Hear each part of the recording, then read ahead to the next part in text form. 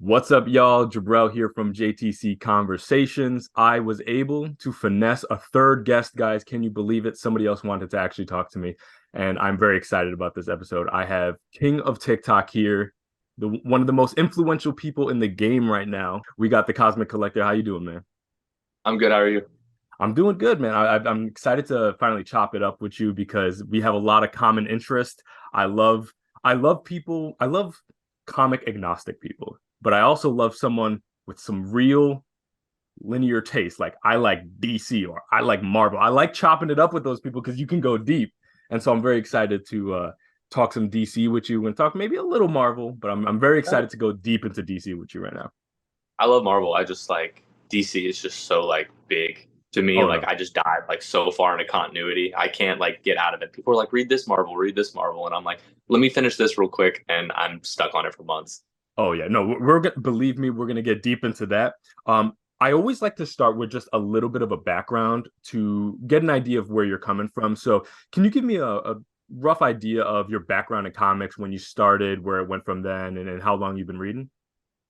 So it started roughly when I was like 7, 8. Like I always liked superheroes when I was growing up. I thought they were cool. Superman, Batman, Spider-Man, the normal stuff. I watched all the animated shows, stuff like that. And I think I picked up around when I was like 10, 11. I picked up that volume 3 of Deadpool by Daniel Way because I was at the bookstore with my mom and I was like, hey, this looks cool. Can I get this? And she was like, yeah. And I read it and I loved it. So I got super into it, and she took me to a garage sale, and that's where I got my first like haul of comics. Like she paid like $50, and this lady gave me like 200 comics. Oh So wow. it was crazy because her son had like moved out, and she was getting rid of her whole collection. So I was like, heck yeah! And so that's what like started it. But going into like middle school and high school, I kind of like cut off from comics just because I was so like focused on other stuff. Same with college. And then when I got out of college, I it was actually the Batman, the movie from 2021 that got me back into comics Matt really Reeves, yeah. heavy. Yeah, so I went and watched the movie, and I was in Target with my girlfriend and I saw like the Batman figure. And I was like, "Oh, that's cool. I used to collect those." And she was like, "Why don't you collect them anymore?" I'm like, "Well, I'm kind of older. Is it not weird?" And she was like, "Nah, just get it." She did not know what she was doing. So I picked now I have like 200 of them. But I picked that up and I was like, "All right, I got to get back into comics again because this is so cool." And I picked up volume 1 of Scott Snyder's Batman run and I was hooked and I haven't put down a comic since. Got So you. Okay. So it's actually your reintroduction is actually pretty recent then, if we're talking like mhm. 2021 and onwards. So we're kind of similar in that regard too, because I started when I was a kid as well, but I completely fell off with maybe small exception, a little trade here and there. And I didn't get back into it heavy until 2021, I think was like when I actually got like heavy back into it. So it's just funny how like some people like come back in and you would have thought that we were like reading continuously for all these years, but there's like these That's why I huge have so much gaps. continuity to catch up on. It's Facts. because I missed all those years. Yeah, when I totally understand that when I see a lot of collectors and I see especially the ones that are like picking up a lot of I don't know mid 2010s like huge stacks of just like I'm like oh someone has a gap then you must be like me that has like a huge Yeah. gap I do it so as we kind of alluded to it, like many people you have a publisher preference it seems like with DC. Can you tell me a little bit what is it about DC that kind of attracts you to that, and is it like the characters or the world, like let me know. I I was like I have a hard time explaining this, but like it's the tone, if that Hmm. makes sense. Like it's weird because you do have Marvel books that have like a darker tone, but it's just the universe that DC has built. I just like the way the characters interact more, and I don't know, just the universe they've built, the multiverse that they've built. It's more engaging for me. I like to explain it like for Marvel, like the Ultimates, like Mark Millar's Ultimates, that's for me, that's like if DC wrote Marvel characters. Mm. I like the Ultimates a lot just because it's like that darker tone, a lot more like drama in it. But yeah, I guess that's why I like DC. Plus, Batman's like my favorite character of all time, so I could sit down and read Batman books for hours. Got you. So your attraction to the DC side is not really connected to like a dislike of Marvel rather than they Oh, just tend to go to a tone that is more your speed. So I would imagine like things like the Black Label must be really interesting to you, especially that oh Marvel yeah, doesn't really have that kind of lane. Yeah, I haven't read a lot of them. I liked Last Night on Earth a lot. That was Yep. probably one of my favorite ones. I've been meaning to pick up what's it called? Nice House on the Lake. I Oh think yeah. it's it. Yeah. Yeah, I've heard that one's pretty good. But yeah, I've just been so stuck on main continuity lately. I haven't been picking up many Black Labels. Because like I said, I missed that huge gap of like New Yeah. 52. Yeah. If DC hadn't rebooted, I'd be screwed. Yeah, my thing was Rebirth for sure. I had completely missed the New 52 because I actually I got like curious. I was pretty sure I was in high school when New 52 was happening, and I was hearing things were going on. And so I peeked in briefly. I remember to a comic shop. This had to be like 2012 maybe, like 2000, yeah, like 2012, 2013. And I popped in and I remember grabbing Wonder Woman at that time. And for anybody who knows, Wonder Woman at that time is about as dissimilar to any other run as possible. What Brian Azzarello is doing is not remotely related to Oh, any that was him in previous run. like the Cliff Cliff Chang Chang, stuff. yeah. Yeah, And Cliff Chang. so I bopped in there and I was like, okay, I don't know what this is. And I remember grabbing at the time. Oh, I remember I grabbed the Batman at the time too. And also it happened to be in the middle of something. I'm like, what the hell is going on with DC right now? So I like checked back out. I was like, I'll deal with that later. And it wasn't until Rebirth that I popped back in. I was like, oh, this is actually cool. And I was like trade hunting for a while because the single issue thing wasn't remotely appealing to me until fairly recent. And with my reintroduction and stuff like that. But speaking of the publisher preference, I also am kind of interested in the collecting medium of preference. Some people are single issue people, some people are only omnis, some people are trades. Obviously, you're a big trade collector. What is your preference when it comes to, at the end of the day, to collect your comics? So for like I usually collect single issues for like the art, usually like Okay. older single issues, and then like current runs that like don't Yeah. have a trade out. If I'm really interested in them, I'll collect the issues. Like I'll go to the comic store and read them. But for like main continuity, I usually stick to trades. My New 52, my Rebirth. That's like my pride and joy in my collection.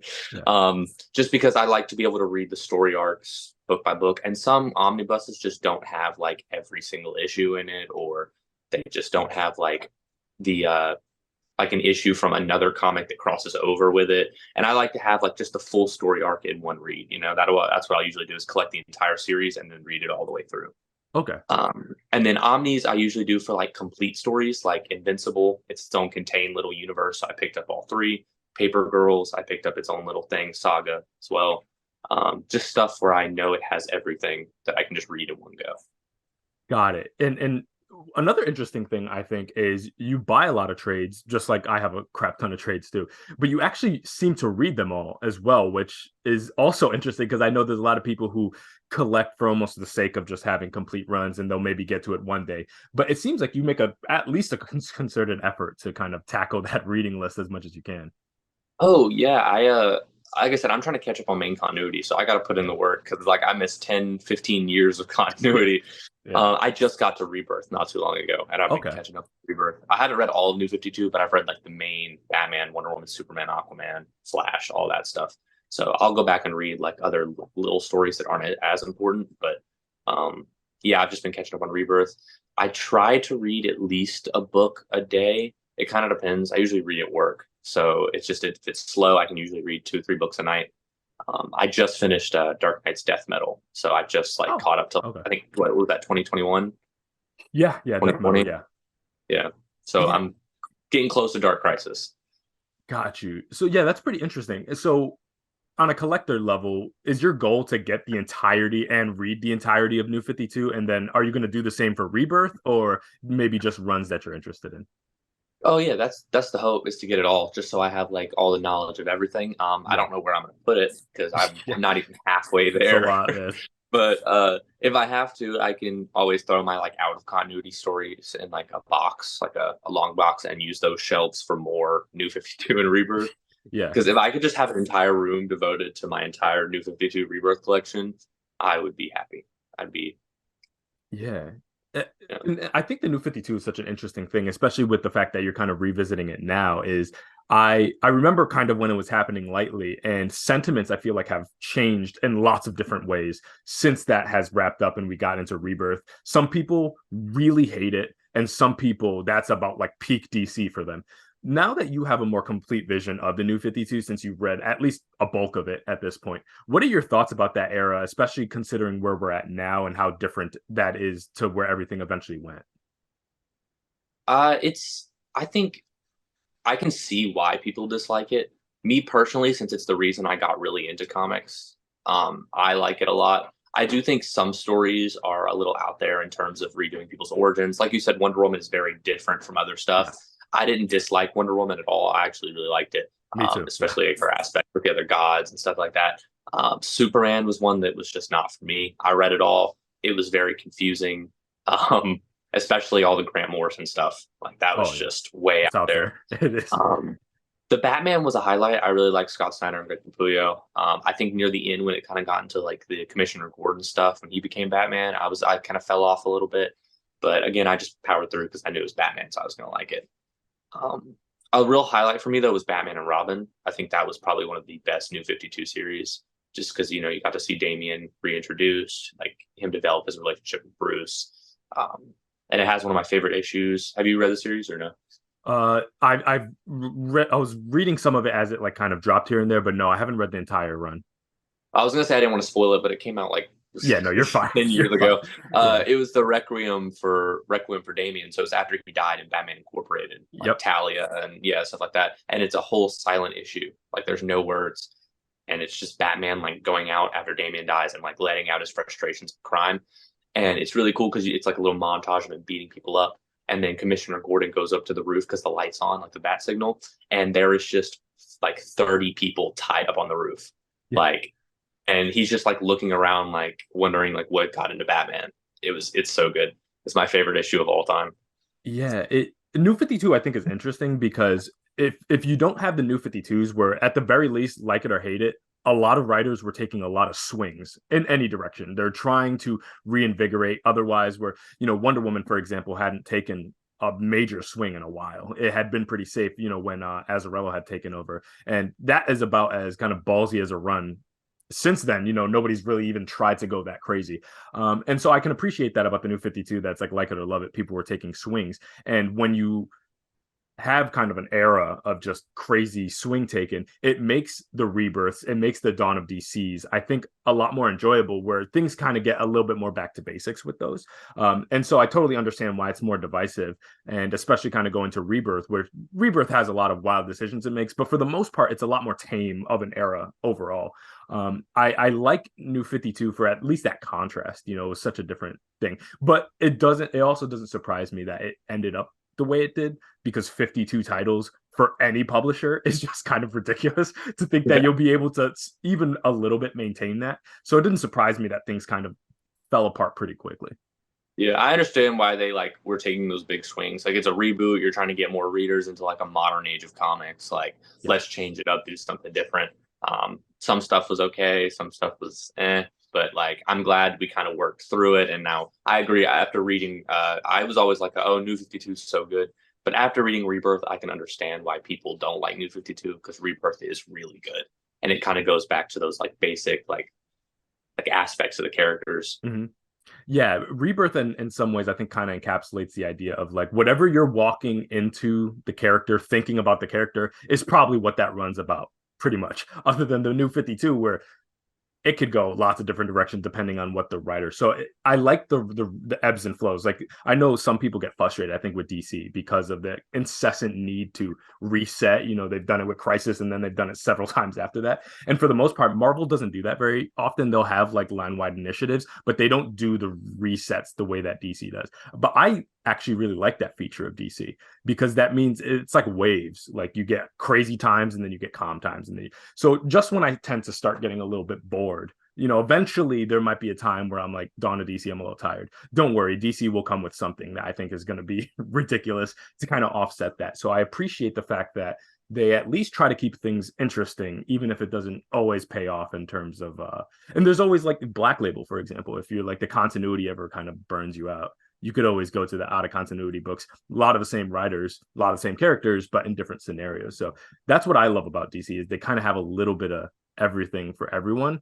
Where Marvel, as someone who reads a fuck ton of Marvel, they don't have as many out of continuity offerings outside of like what if scenarios. So for the most part, best writer, best artist doing something on the side doesn't happen as much. And I wish they would take a little bit out of DC's playbook and kind of check out like a Black Label, have a sideline, like what Vertigo used to be, for example. I 100% agree. That's one of the big reasons it's hard for me to get into Marvel is because I'm a completionist. Like I have to read Yeah. a lot of things prior before. Like I have to have the entire context of a story, and Marvel doesn't have those like reboots. Yeah. So DC, it was easy for me to jump on at New 52 because it's a complete reboot. I don't have to read 100 years of continuity. Yeah. You know, Yeah. I mean, like obviously I need the little stuff like Nightfall and like Killing Joke, stuff like that has like little bits and pieces in main continuity, but like I don't have to read like everything. Whereas Marvel doesn't really have those resets. So like you're trying to get into someone like the X-Men. I've had someone try to explain to me how to get into the X-Men. Okay. And I was just sitting there like, Yeah. It's a yeah, I lot. had no idea. It's so much because it's like 100 years of stuff. And yes, he was like, just start at the Krakoa era. And I'm like, you want me to start at the middle of the story? The greatest Like, hits, no, basically. Yeah. I can't do that. Like, it's Yeah. just so much. DC does keep, I think, accessibility of like new readers in mind at the very least, because even if I've heard some people who want to jump into DC and they're like, I don't want to jump into Rebirth because I know that's kind of a reset of what happened in New 52, and to understand the full context of Rebirth, you should read New 52. And if you don't read New 52, well, a lot of the characters will kind of pick up on stuff before that. At the very least, there's always Crisis. That literally is a line in the sand, mid 80s. You don't have to touch anything before that point, at the very least. Where Marvel has initiatives like Heroes Reborn and stuff like that in the 90s, and Marvel Knights and stuff like that. But they tend to have, I think, like character resets. So, like a new writer jumps in whenever Hickman jumps in, for example. For the most part, things reset. He'll like reference previous things, but there's no like one place I could say, like, hey, Marvel reset across the line here. No, it's more so like Spider-Man. Dan Slott jumped in, go in, or JMS came in, jump in. And I think it makes it a lot more hard to explain. And as a huge X-Men fan, I totally understand what you're saying, because I was the crazy person who jumped in at the Krakoa era and had to reverse engineer my way into understanding everything. So I had to go back to Claremont, and then I had to understand the Stan Lee references here and there. And it took basically what you do with the New 52. I had to do that for X-Men for 2.5 years almost straight to fully understand. Now I'm because I'm a completionist like you. The whole when they like reference a character in the little bubble and they're like, oh, Little check. bubble, you got to go back and find that I'm issue. finding it because I want to Yeah. understand. I don't want to just be like, oh, check out Wiki and oh, that's what Mystique is referencing here. No, I'm gonna read that. And to understand comprehensively X-Men, because there's no hard resets. Yeah, I did have to go back to read Silver Age stuff, and it's a lot, man. It's great, but it is a lot. And that's one line. That's not even touching Spider-Man and Daredevil and Punisher and all that shit. So no, I totally get it. That little bubble's dangerous. Anytime I see one of those and it's something I haven't read, Yep. immediately go to eBay and add it to my cart. Like I do the same thing. instantly. I'm like, all right, there's no way I'm just not gonna understand this reference. I have to have this now. And if it's in the middle of a series, I'm gonna have to pick up the whole thing. Because like Yeah, because I think you'll understand this idea of like, oh, I want to collect all of this run, but those references, especially if it's an important reference to me, that makes it part of the run. Then, so okay, I need to yeah, get that now. So like, you have I to know wanted how it got to up to that point to reference. exactly, I wanted to collect Yara Floor, and quickly that turned into okay, well, I need now like all of Infinite Frontier now because they keep pointing me to other books that were happening, and so things kind of expand very quickly. So I think you'll kind of understand that kind of perspective. I have yet to read like Infinite Frontier. Like I've read like stuff in the Infinite Frontier like initiative. I just haven't read the actual like main Infinite Frontier book. Yeah, Because isn't that when James Tynion took over for Batman, yeah, and that's when like Brian Michael Bendis took over Superman? That's all like Infinite Frontier stuff. yeah. Okay, That's I yeah, thought so. correct. And Okay, yeah, it's kind of like a cool. soft reboot. It's much closer to Dawn of DC. The only difference is they set up a lot of bold things that they pretty quickly abandoned for the most part. A lot of what happens in Infinite Frontier, if you look at DC like right now, this second, not a lot of it stuck around. They kind of, like Because it's like right after Dark Knight's Death Metal, whenever like everyone they reset and like yeah, brought all the old continuity back into play, and the JSA came back and all that stuff, right? yeah. And John Kent, they were. It was kind of a clever way to be like, okay, it's like Marvel now when they kind of reset all new versions of the same, these heroes, here are all the new versions. So you get the Yara Flores and the John Kents and the this and that. And then quickly, I think DC was like, actually, some of these are not seeming to pick up steam in the way that we hoped. So let's just bring everybody back. And, they ebb and flow, as I kind of talked about. And then they kill off the entire Justice League. And then you Yara get Dark Flor is Crisis. someone I just don't know anything about, like, at all. I haven't read any Rebirth Wonder Woman yet. I'm still collecting it all. Oh, Rebirth So Wonder Woman? yeah, I'm like, I have all of her Rebirth run, and then I'm missing a little bit of G. Willow Wilson's run, and Yep. then the last run. I don't remember who that was. Like the Through the Clunan Glass and Conrad? Dark. Yes, those are the last. Those are the two I don't have. Yeah, But I think I have like after the big stuff. Rucka, it's kind of like take it or leave it. Like if you're a big Wonder Woman fan, like obviously I'm a huge Wonder Woman fan. Like I like it all. Like I'll take whatever. Bad Wonder Woman, I'm still at least interested in what they're doing. Rucka was, I think, the last like undeniable, like this is gas run. You gotta read it. So and it was a perfect way to start off Rebirth, but he jumps off and then for the most part it kind of tapers off there. Well, let me ask you this: Sure. is Justice League Dark like essential for reading Wonder Woman? No. Because I remember she joins the team at some point, and they You have talking like their about little Witching witching hour crossover. Like, would you like recommend reading Witching Hour with the Justice League Dark or reading it with Wonder Woman? Read it with Like Justice League Dark. It has little to no implications to Wonder Woman. But it has lots of implications to Justice League Dark. So I would read it with them. I did because I read Justice League Dark years after I read Wonder Woman, because I read Wonder Woman as it came out during New 52 for the most part, just in trades. So I was like a year behind or whatever. And I read it without any confusion because they don't even reference it really. And then when I read Justice League Dark years later, it intrinsically ties into Witching Hour, and that's when I had to like pick up a copy of that. So yeah, tie that with Justice League Dark. Don't worry about Wonder Woman for the most part is self-contained, with like Justice League ties into Wonder Woman way closer than like Justice League Dark does. Okay, so yeah, I've read all of Justice League. Like I actually just finished the last. Well, I still have like the whole like post Endless Winter run, like Prisms and stuff with all like Naomi and stuff like that, who I know nothing about. So I'm about to be so confused. She's got some good shit too, yeah. Yeah, I have her first volume, like her season 1 or whatever. Yep, yeah. But I'm gonna start that. I think I have. I'm about to read Batman, Superman, like Archive of Worlds. I don't know if you've read that. It's like no, it's like a post death metal. There's this like, I guess, villain who's like collecting different timelines in the form of film reels, and it basically the whole book is going through the different film reels of like different timelines between Batman and Superman.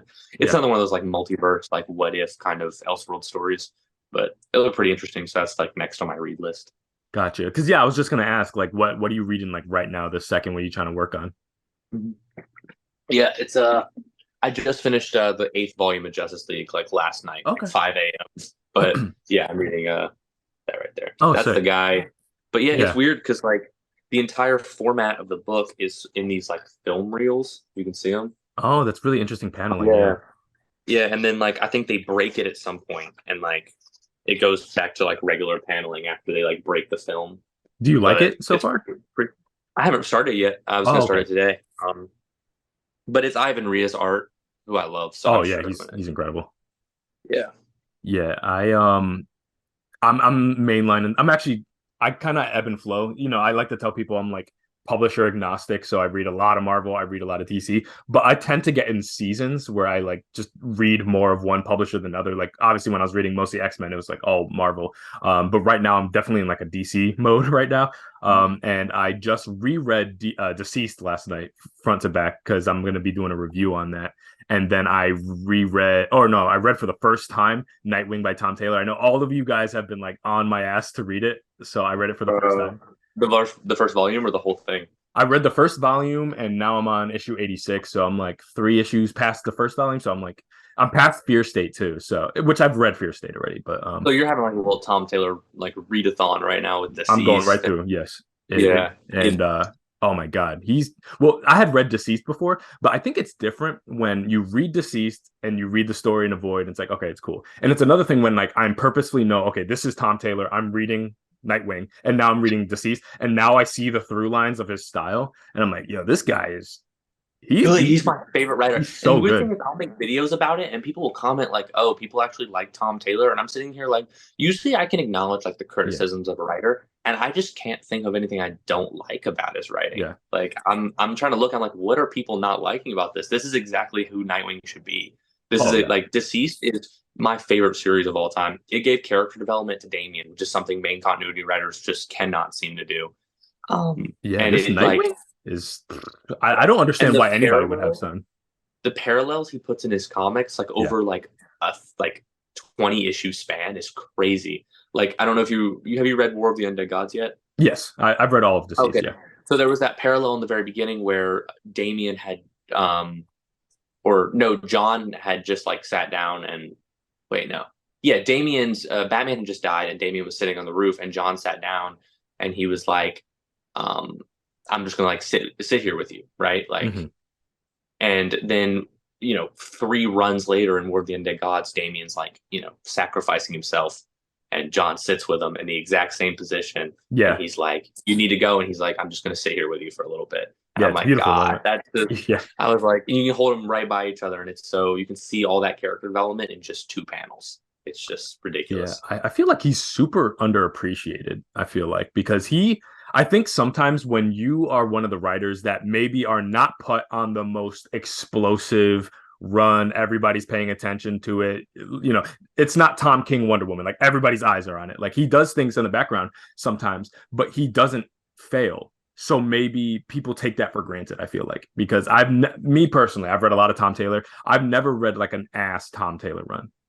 There have been runs that I'm like, okay, cool. But for the most part, to me, he's like there's a short list of people I feel like Tinian that they're good to know that I'm gonna get a baseline level of quality. It might not be my favorite book ever, but like I'm never gonna read like an ass Tinian run because I know he just knows what he's doing, and Oh, that's yeah. Tom Taylor for me. He's just like consistent. That's my favorite Batman run is Tinian's. He's I so good. love it. That Yeah. art, oh my god. Jorge, bro, he is top 3 favorite artist. I'm so excited to meet him at Comic Con. Like, I don't That's even know sick. what I want to get signed. Like, I have so much like stuff by him. Like, if I go to the comic book store and see a variant of a like series I'm not even reading, I'm still gonna get it because his art is so good. Like that Superman variant that just came out with him like doing like Yep. this and like Yep. Superman's running below him. So cool. Yeah, I just and kind of goes into one of my favorite another topic I wanted to talk to you about is like some of your favorite kind of runs that maybe you kind of go back to every once in a while. One of my favorites, which is something people don't seem to talk about much anymore, like Joker War. I love Joker War. It's just I think it's like So good. stupid, dumb fun. The art is gorgeous. You get a lot of important stuff that spawns out of that. Obviously, you get the punchline stuff, the clown hunter stuff, and all that. But what are some of your like favorite runs that maybe you kind of go back to on a regular basis? Well, Deceased is definitely one. I've read it multiple times. Dark Knights of Steel, another Tom Oh Taylor. yeah, I absolutely love it. I think he kills it with the Elseworld stuff. Another one is Injustice, another Elseworld Tom yeah, Taylor story. yep. That's why I'm like such a big Tom Taylor fan. Like all the stuff I go back to just so happens to be He's very Tom Taylor. rereadable. Yeah. Yeah, it's like I don't know. They should give him more Elseworld stuff because he just Hmm. knocks out the park with like making his own characters. But it's not to say that he doesn't do well with like main continuity because Nightwing I think is at the peak version of Nightwing right now. Oh yeah, Looking at New 52 and looking at Rebirth, like I feel like this is the most hopeful like Nightwing that we've had, and I yeah. absolutely love it. It's like bright, and Bruno Redondo is a big part of that as well because his art is so vibrant and like it really gets you the feel of the character. But besides that, I go back Marvel actually. I've read Daredevil Yellow a couple times. I Oh okay. absolutely and Long Halloween. I like Jeff Loeb and Tim Sale a Yeah, lot as like a duo. I do think Tim Sale's art is very out there and very yeah, weird. And yeah, I don't really like it in its own, but like in those stories, I like it, if that makes sense. Like it really fits like the vibe of the story. And like I can actually read it. Because a big part for me is like if the art isn't great, it's hard for me to pay attention to the story, you know? yep. Like Frank Miller. I feel like that was a reason that we're not gonna talk. I could talk about why I dislike Frank Miller for I an wouldn't mind talking about hour. that because until I heard you say that, I had never heard anyone other than me, and I felt like I was crazy because I am personally, I aesthetically, he is the opposite of what I like in art. I don't like his clunky look. Like to me, he is like the worst rugged version of like John Romita Jr. Like, and I Oh, don't I don't like even it get me started on genre. I have a list. All right, I of have a guys list. just you're not rocking with. Yeah, I mean, I'm not gonna sit there and like hate on him. Like, I don't post videos like all these people suck. Okay, Oh, of I course, will yeah, do that with Frank. After All Star Batman and Robin, I will slander Frank Miller all day. But no, but other artists, it's like whatever your like speed is. You know, I'm not gonna yeah, sit here and diss your art because I can't draw for crap. So like, I'm not gonna yeah, sit here and say it's yeah. like the worst thing I've ever seen in my life. But I don't like John Romita Jr. Actually, a recent one is Riley Rusmo. I don't know if you know. He What did. title? Yeah. He's doing the newer Harley Quinn. He did Tim Drake Robin, like a little bit of it. It's that really like Oh, bubbly yeah, no, I know rapping. exactly what you're talking. Yeah, I'm not into their art either, really like that. Yeah, they did do Yeah, Harley Quinn before. What's her name? Sweeney Boo is on it now, but before, yeah. yeah, I know what you're talking about. I wish that Amanda Connor would have stayed on it. I loved Yeah. Amanda Connor's art, and I think it worked really well for Harley Quinn's like more like goofy kind of side that they Hmm. were going for in her series. But yeah, I'm just not a big fan of his art. Um, I don't know. I had a couple more. Howard Porter, not a big Oh, okay. fan. Like Flash, I just don't like how like silhouetted it is, like very like Yeah. hard black lines, you know? Who's drawing Flash right now with Cy Spurrier? Ooh, like the number one issue. The issue that just came Oh, out. I don't know. I got it right here. Oh, let's see. You want to talk Uh, about? Diodato Jr. I Yeah, haven't read it yet, but I'm over not into here. Diodato. He's not my speed. Let Uh, me open it up. I yeah. like this. Oh, do you I know who haven't even Trad looked at Moore it. is too? They did Silver Surfer Black. I don't know if you read that. They did some Doctor Strange stuff. They have a very imagine like psychedelic style of drawing that is very like flowy on purpose. It's very stylized. And I like it in certain contexts, but like when you were talking about like with that run, you're good with it, but as Mhm. general, you're not. Like that's me and Trad Moore, where it's like with Silver Surfer, I think it works, or with like Doctor Strange, a magic, cosmic, like that makes sense. The moment you step out of that realm, it looks like a bad acid trip to me that I'm just like not into Yeah, the art at I all. think that's the thing. You just gotta like some artists aren't bad. They're just like not on the right run. Not for you, yeah. Yeah, and then some of them I just personally can't read no matter the run. Like the Riley Rusno, I just don't like the way that his people look. Like Tim Yeah. Drake looks like a bobblehead, and then there's like don't even get me started on Dark Knight Strikes Again. Oh, Um, yeah, bro that's was just insane. scratching That looks on the page. insane. I don't. It was just bad.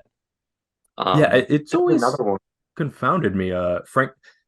Frank Miller must be like, I guess, beloved over there because he like, and I always like people getting work. It's not like I don't want people out of work. John Romita Jr., Greg Land, these are like people who like consistently get covers, consistently get interiors, and it kind of confuses me as to why. So I'm like, these people must be like nice guys. You know what I mean? Like where I don't really get the kind of preoccupation with working with them when you got like Jorge Jimenez like walking around, when you got Dan like Mora, Dan stuff like Mora, yeah. yeah, who are about as beautiful as it gets. You got Sweeney Boo, who does the best cute art. Like if you like cute looking art, I forget their name. The whoever's drawing Poison Ivy right now is like holy shit. You got Bill. I don't Jim know. Lee, just if you want a good cover, just give it to Jim Lee. Like Jim Yeah. Lee will Oh my God, always Jim knock it Lee, out the park for the David cover. Nakayama, all the DNA stuff. Like, 100%, yeah. I mean, come I always on. get Like, his variant. so that's why I get kind of confused. Where I'm and I saw Frank Miller just dropped like a line. There was like a whole long line. You got like Blade and Wolverine, and I'm sitting there like, holy shit! It's almost gotten to the point where I almost wanted to pick up the covers because of how insane they looked. Like the fact that Like it might be valuable because it's that yeah, bad. like it's Like, getting abstract. Like like it's almost like he's doing it on purpose to look abstract. Like it's a weird kind of artistic way to do it. But I think he's dead ass. Like I think that's how he draws it now, which is crazy. another one that I usually get a lot of hate for is Frank Quitely. I don't like Oh, All okay. Star Superman's art at all. I don't know what it is. They just like kind of look like potatoes to me. Yeah. Like it's so like, and they just look weird. That Yeah. too. Like they look like I don't know. It's creepy, kind of. Also, what's his name? He did Batman Incorporated in the New 52. It's like something Burnham Oh, and the um, new 52. Yeah, I know who you're talking about. Incorporated, and they had like that really like again like that like blocky like creepy look. It is very Yeah. close to Frank Wiley actually. So I don't know. I just wasn't a big fan of either of those. But yeah, my top three: Jorge, Dan Mora, Jim Lee. I also really love Clayman as well. Yeah. But To me, that Dan Mora Mark Waid combo on Batman Superman World's Finest is some of the best DC like when I'm talking about like, hey, do you want something just like you love the characters, simple, you don't worry about crazy continuity and stuff like that. Like that is the perfect DC book for me, especially like by like modern standards and stuff like that. Like that combo is like holy shit. Like do they work together? And yeah, I like what Mark Wade's doing over there, but like Dan Moore's art, it's like Jamal Campbell's another one who like I was so sad that to see them that they're not on at least temporarily not going to be on Superman for a bit because I guess they have a new artist with the starting with the this next arc, and I was like a little sad because I was like, yo, Jamal Campbell's art is like holy shit, it looks nice. Oh yeah, it's weird, but it's like good. Like it It's gets so like it's a weird polished. vibe. Yeah, Yeah, that's what it is. That's the word I was thinking of. I was just reading Batman Superman Volume 2. It's like World's Deadliest, something like that. And I'm yeah. flipping, like reading through it, and it like switches artists throughout the entire book. And then I get to his portion, and I'm like, whoa, this is like weird, but it's good. Like I like it. It's so well drawn that it almost has like an uncanny valley effect where it's like, is this CG? Like it almost like it looks like it has That's smoothing yeah. effect. Yeah, you know what I'm talking about? Yeah. Yeah, it looks very human-like, but like not at the same time. Yeah. And that's why I'm like, I think it works in certain contexts. Like I think some people are like Jamal Campbell best. And I'm like, well, in certain contexts. So when you have, you know, Williamson's Superman, that is this bright, kind of almost 70s Superman type of vibe. I think Jamal Campbell's art is the perfect kind of encapsulation. And maybe you could chalk that up more to like the colorist per se, but Yeah, I think it works in like certain contexts. Like I think it's all about like the right pairings because sometimes I like agree. Supergirl, Woman of Tomorrow, Tom King and Bilquis. I don't know how exactly pronounce their name, but that combo, like that's what I mean. Like certain people's art, the grittiness of it combined with like Tom King's writing, I think kind of like matched very well, or like got him I Gotham City agree. Year One and stuff like that. I probably wouldn't have liked.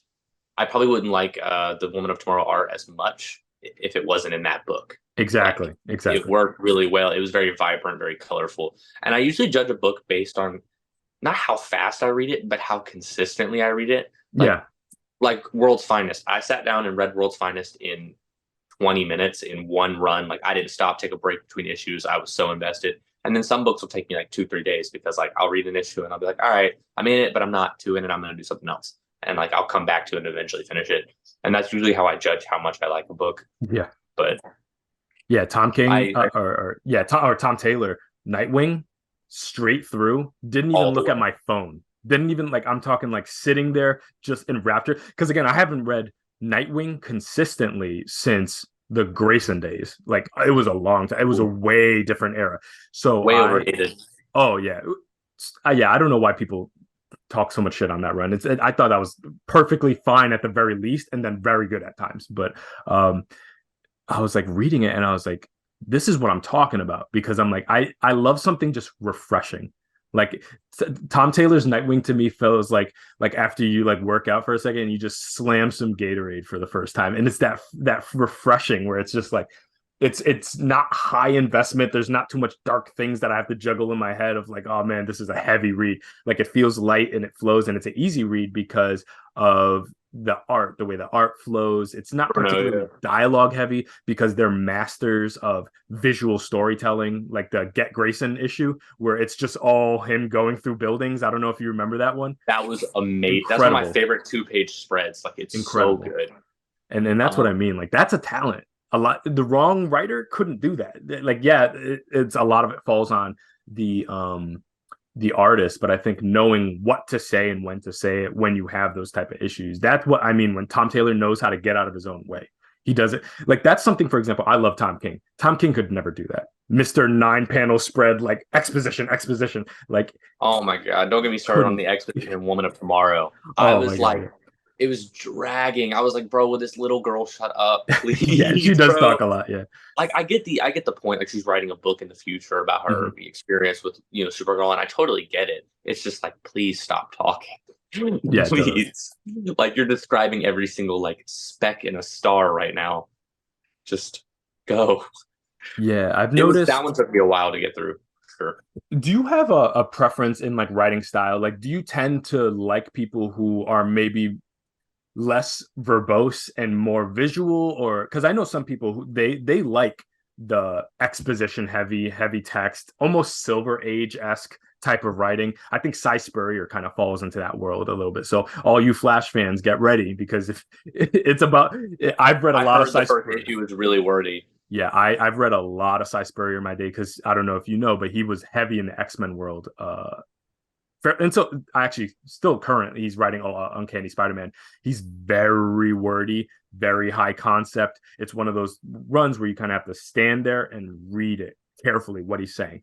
Do you prefer that, or do you prefer something that you can kind of just like a Tom Taylor, like you can kind of just go with the flow, enjoy it? It's a lot of visual storytelling, it's a lot of emotion through the faces and less so spelled out. Like what is your preference? I don't mind a little bit of either. It just Mm. kind of depends on the story. Like if it's very like gritty, like Ram V's Detective Comics run. Oh yeah. I like to Oh use yeah. that one. Like that one's very exposition, like a lot of like dialogue, a lot of like, boxes and stuff like that. Um, it was good. I was invested in the story. It's just when it was switched to, Jim Gordon and all that stuff, I was kind of like, all right, it's dragging on a little Yeah. bit. Like it's fine. The exposition was fine when it was Batman, but when it got into that more like detective side, I was like, all right, it's a little less interesting to me right now. It's a little too much. Mm-hmm. So I guess it depends on the context, but I do prefer like a more flowy, like in the middle, a mixture of a little bit of exposition and kind of like keep it kind of action packed, throw in some, dialogue like Nightwing. I like James Tinian's Batman. I think that's the perfect like middle Oh yeah. ground.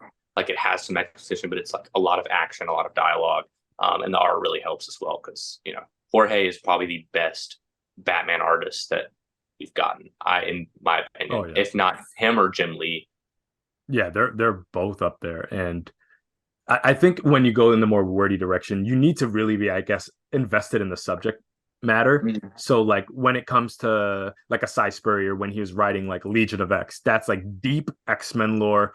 I love X-Men, so I can sit there and grind it out because I know what he's talking about. I understand the references. I can stomach it. But then like if I'm not into the subject matter, or I don't know about the subject matter. For example, Flash. I am very new to Flash. I'm starting to learn about him now.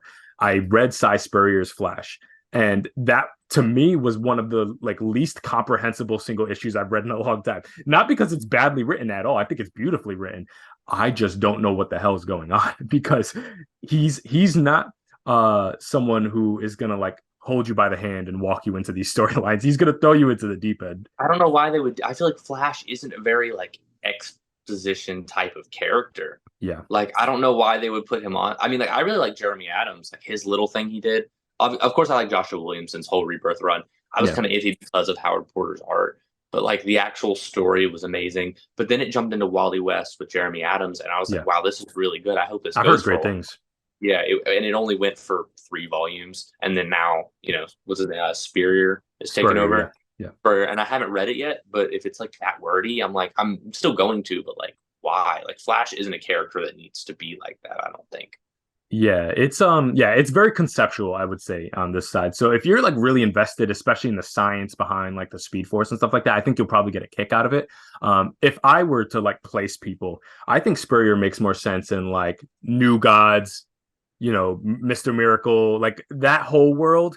Put him over there because you want to talk about like just people who talk all day, Metron and stuff like that. Like put them over there because those Oh guys yeah, talk their ass off. They I don't haven't really. read Tom King's Mr. Miracle yet. Oh man, that is I some know. good Every time I shit. say that, everyone's Yeah, like, "Really, bro? Read it." And I'm like, yeah, "It's on the list. I'm getting to it."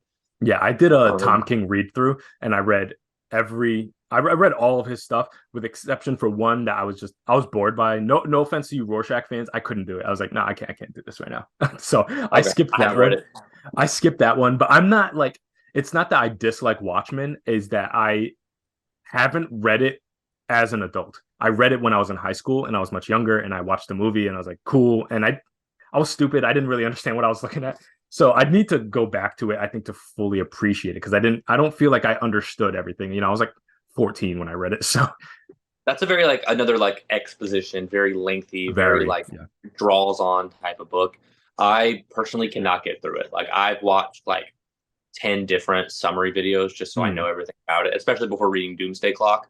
Oh, yeah. Absolutely loved Doomsday Clock. And I wish they would have figured out like the whole canon, not canon, what Yeah. influence this had on main continuity before, because I think that would have been a perfect addition because it's such a good story. Yeah. No, absolutely. Yeah. It's And that's another, I think, thing that's kind of interesting, kind of a subject, is going back to classic things and how prohibitively difficult that can be if you weren't there. So, like you doing your kind of comprehensive read throughs and going back and trying to fill those gaps in the times that you weren't reading comics. How far back do you typically go? Do you even bother with like the crisis stuff or pre-crisis stuff or Silver Age, Golden Age? Do you play with any of that? So I do collect like the major events. Like I have Crisis on Infinite Earths, I have Infinite, I have Zero Hour, I have Final Crisis. I have all the stuff. Um, I'm working on Blackest Night. Like I want to have like the main events pre New 52 just for context because they Yep. mention it a lot. I haven't read them all yet, but I've watched so many videos on Crisis on Infinite Earths, Infinite Crisis, Final Crisis, especially Final Crisis because Oh yeah. I've heard it's Grant Morrison, so I know that's confusing. Yeah. um, Nightfall, stuff like that, just so I can have like the most context. And then once I finish like my main continuity read, I'll go back and read all those like classic stories. I don't know about you. I have a really hard time reading like old comics, especially like Yeah. Golden Age. I tried to read Flash of Two Worlds and I just could not do it. Yeah. Like it was too much. Like it was just not. Yeah, I think for me, so Silver Age is usually my limit. Like I can do 1963 onwards. We're talking Spider-Man. Some of them are a little easier, like X-Men's very dense material, so I can do that. Certainly anything post-crisis, I'm fine with. Like George Perez onwards, that is no problem for Post me. 80s type of. Yeah, before that, it depends on the writer, to be honest. So, like 70s Spider-Man, super easy to read. Like, and nobody, even new modern readers, shouldn't have an issue with that. But like, I tried to do a Golden Age 1940s Wonder Woman run. Whoa, like it's great homework reading. I think, like, okay, now I know where this character came from. But in terms of enjoyment, I mean, Yeah, that's I'm it's talking way about. back there. We're talking about a time when I was like so invested in the Flash. Like I had read Yeah, all of his New 52. I was just finished reading his Rebirth. I was like, all right, I'll read yeah, this Flash of Two Worlds. Like it's a good like origin of him and Jay Garrick and the whole multiverse thing starting.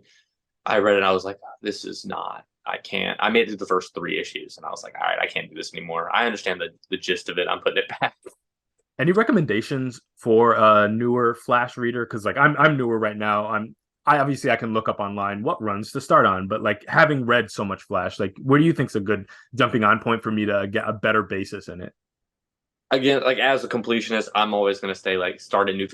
Flash New 52 is actually one of like the rare ones that does transfer directly over into Rebirth, and they keep most of the stuff from it. Okay. Especially if you like people like Wallace West, Kid Flash, Oh yeah. um, you know, uh, Reverse Flash is when he comes back in that as well, and it kind of makes mentions in that in the Rebirth.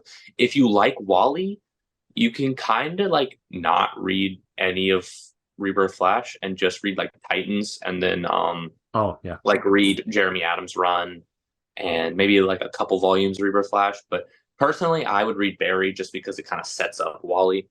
So I would start at New 52 and just read all the way through. It's a heavy, Yeah. let's see, we're looking at like 30 volumes, I think. Yikes. Yeah, like it's crazy. Yeah. They're on like volume 20 right now of Flash. Because they've continued. That's another interesting thing about Flash, where I haven't seen even the trades like reset like all the rest have. So it's pretty much, which I love that sense of continuity because if anybody can play with the time multiverse stuff and it makes sense to do so, it would be the Flash. So I think it makes sense why he's kind of continued through New 52 Rebirth onwards, but that makes it quite a bit to read, you know? Yeah, I think it was good for 1 through 18. I Yeah. do think after, or no, 1 through 17. I do think 18, when Wally West took over, I think it should Yep. have restarted with one, like done Okay, one, two, got you. three, four. I think And there's four with Wally.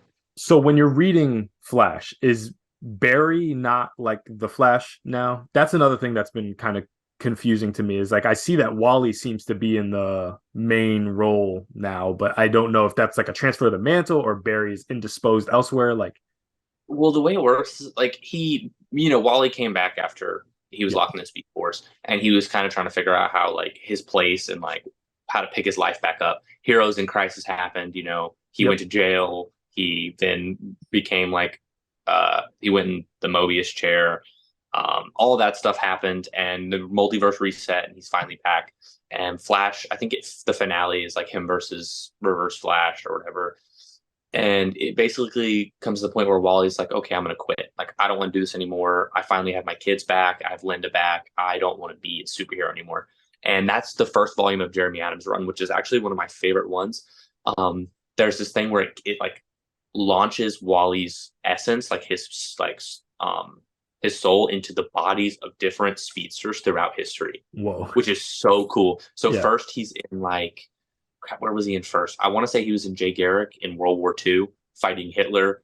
And then Yeah. like Barry and Mr. Terrific are working on trying to get him out. So they'd send like a pulse through and it would shoot him off to another like body. And then he ended up in Reverse Flash in like a Golden Age comic. And then he ended up in like the last one he ended up in was himself in the middle of Heroes in Crisis.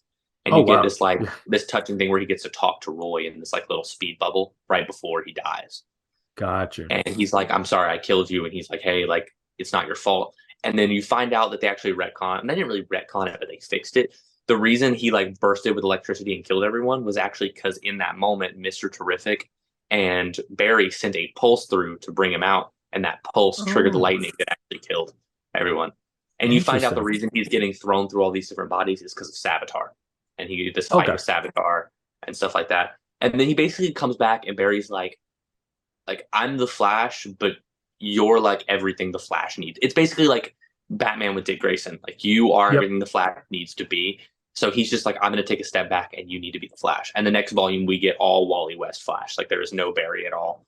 So Yeah, I think the main confusing thing I think for me is the difference is like I'm a big Spider-Man reader, and you'll hear people reference Spider-Man, and that can mean lots of people, but it's mostly either Peter or Miles, but they look very different. They have different suits. Where I'm like reading Flash, and to me, the untrained eye, I'm like, that looks exactly like Barry. When he has the suit on, I cannot differentiate between the two. But that totally makes a lot of sense. And I didn't realize that Heroes in Crisis was in continuity either. I didn't know that. oh yeah, I absolutely. It's a hot take, but I absolutely love Heroes in People Crisis. Most hate people that run. hate Surprisingly. it so much, and it's mostly because of what it did for Wally's character. Yeah. But like, I think it's perfectly reasonable what it did for his character. Like you're talking about probably the most traumatized guy in all of DC right Yeah. now. This guy was like Flash for 20 years, just disappeared, locked in Speed Force, lost his kids, lost his wife, came back, was like, oh, I don't have my kids or my wife anymore. And people were like, well, like nothing really you can do about it. And then he Yeah. went to this sanctuary where he was supposed to get help. And yet again, he was like, I just need some closure. I need to know that like I'll be able to get them back. And they were like, you can't, like, you can't do that. Like, there's nothing you can do. You kind of got to deal with it. So then he goes and, has a little freak out moment and he inadvertently kills some people, which is like, again, it doesn't do anything to his character because it's not like he did it on purpose. Yeah. And he did exactly what Wally West would do. He freaked out. He tried to fix it. And then he was like, all right, I needed to own up to it. He went to jail and then he tried his best to fix it in Death Metal, which eventually everything did kind of get fixed and he got his kids back. But I just think it actually evolved his character and showed like how he deals with this trauma and didn't do like Batman and just let him sit with the trauma, Yeah. And that's what I also like Heroes in Crisis. And I'm not like a big Flash fan. So all the stuff about like what that does to Wally's character never really resonated with me because I figured that it would be one thing if he killed multiple people and just was like standing on business and be like, what are you going to do about it? That's an entirely different thing. I'll be like, okay, sure. Yeah. But if he's remorseful about it, then I don't see what the major issues with. And my big thing, what I love about is it's one of the first books to actually tackle the mental health implications of being a hero. When do you ever see that? Like these people see and do heinous things constantly. Not saying that they're bad people, but they're constantly in a state of fighting. You want to talk about PTSD when you see what a couple years due to a war vet. Imagine doing that for a couple decades. Yeah, I would imagine that have some severe mental health implications, and not everybody can stuff it away and beat the crap out of people in alleys like Batman can. Some people are going to have like real issues. And so I love the fact that at the very least, is it awkward at times? Sure. But I like the fact that they just tackle something that is very difficult to do. And I feel like people don't give Tom King his credit of tackling something that is one thing by definition going to be a slow burn. It's not a book that is nonstop action. So you're already fighting an uphill battle there. That like by page one, you already know this is going to have to be exposition heavy. There's no way around it. It's all conversational. But I just appreciate him swinging for something new. We've seen them fight everybody. They've seen them do at least tackle the situation of like, what does this do to the mind of someone in this world? I think that's pretty interesting. I like the mental health aspect a lot. And like I said, I'm not big on exposition, but that book I read all the way through. A Yeah. big part of it was Clayman. I think like I love Oh, yeah. Clayman's art. And I was so invested. But those panels with just them talking about their problems and like what they go through, I was so invested to see like how that had a toll on them and their mental health. Especially, I think my favorite one was the Bat Family when Dick Oh, Grayson yeah. was like, Jason's the hard-headed one. Tim is this, Damien's this, and then it would go to Jason. He was like, Dick's the funny one, Tim's the Yeah. what am I? And then Tim would be like, they're this, what am I? And then it got to Stephanie Brown, and then she was like, did they even mention me? They didn't. Yeah. And I Yeah. was like, oh man, that's so sad. And then Yeah. Orphan was just the three dots. Yeah, it's yeah, I love that part too because not to mention I think it was nice to see someone position the Bat family and not immediately put it on Jason and being like he's the crazy one that it didn't work on. And I hate when writers do that, where there's this kind of implication that because Jason has this rage, in my opinion, rightfully so. I mean, I don't recall Yeah. Dick Grayson being beat to death with a crowbar. So, and they always position him as like he's the crazy one who can't handle his emotions. And I like at the least that Heroes in Crisis treats him and his family and the entire unit of hey, this is a crazy, weird, inorganic situation, and it's going to manifest in lots of different ways with different personality types, just like mental health in general. Like, there's no kind of one response that somebody can have to trauma, and that's why I always fought for Heroes in Crisis, even if people have their bad things where it's like. Then point me to the run where somebody tried to do this successfully. Then that's what my answer would be. It's like I like when they do the Bat family as a family, and you could yeah, like the way Tom King wrote it as like each member looking up to the other members. Like Dick Grayson didn't say Jason's crazy, he was like he's strong, he's exactly. brave. Tim didn't say Jason's a psychopath. He was like Yeah, he's the hard headed, brave, like straightforward one. They were giving like reasons why they looked up to the rest of the family, and they were like, well, what am I? It was more than exactly. questioning themselves, not questioning other people. And I Yeah, no, like that aspect absolutely. of looking at it as a family. Absolutely. I did want to take a little bit of a left turn here. So we're post Blue Beetle now, and we have technically one more movie to go with Aquaman, but I don't imagine that this is going to change this conversation that much. So now that we have a more complete and comprehensive view of the DCEU, it's finally, for the most part, wrapped up.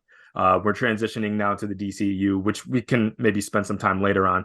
The DCEU, now that it's effectively wrapped, what are your thoughts in retrospect of the entirety of the universe? What worked, what didn't?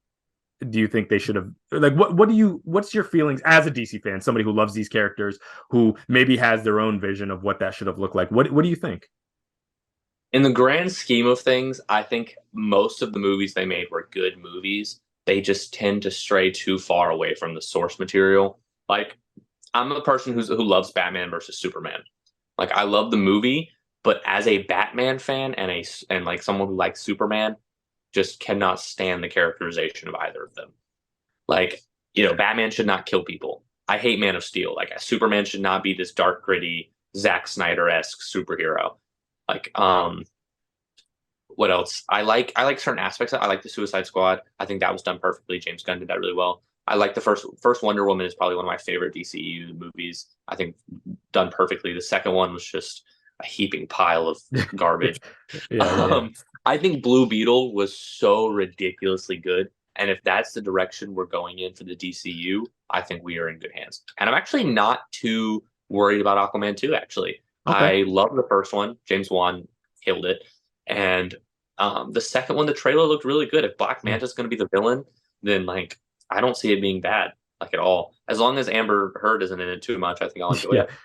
Yeah. I think and the universe is also kind of in a weird spot, whether Aquaman is good or not. It actually feels very reminiscent of and I don't know if you remember this, Dark Phoenix, New Mutants, when those were the last two movies that needed to come out to this dead universe. We already, whatever you feel about it, as good as Logan was, as good as Days of Future Past was, it's a dead universe. It's done. And so I think it's a weird spot to be in where you're the stragglers. Like the decision's already been made, your universe is done, but you still got to get this movie out. Yeah. Thankfully, I've heard, yeah, I haven't seen Blue Beetle quite yet. I hear it's great, and that's great because that means whatever works.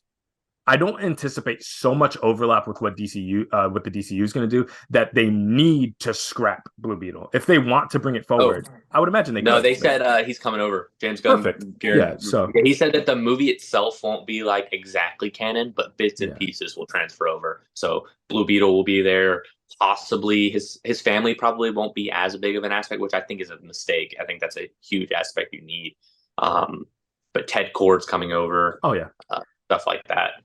Yeah, I think there's been a lot of debate about when, because I think some people overthink the some things are coming over type thing, like, oh, so is it canon or not?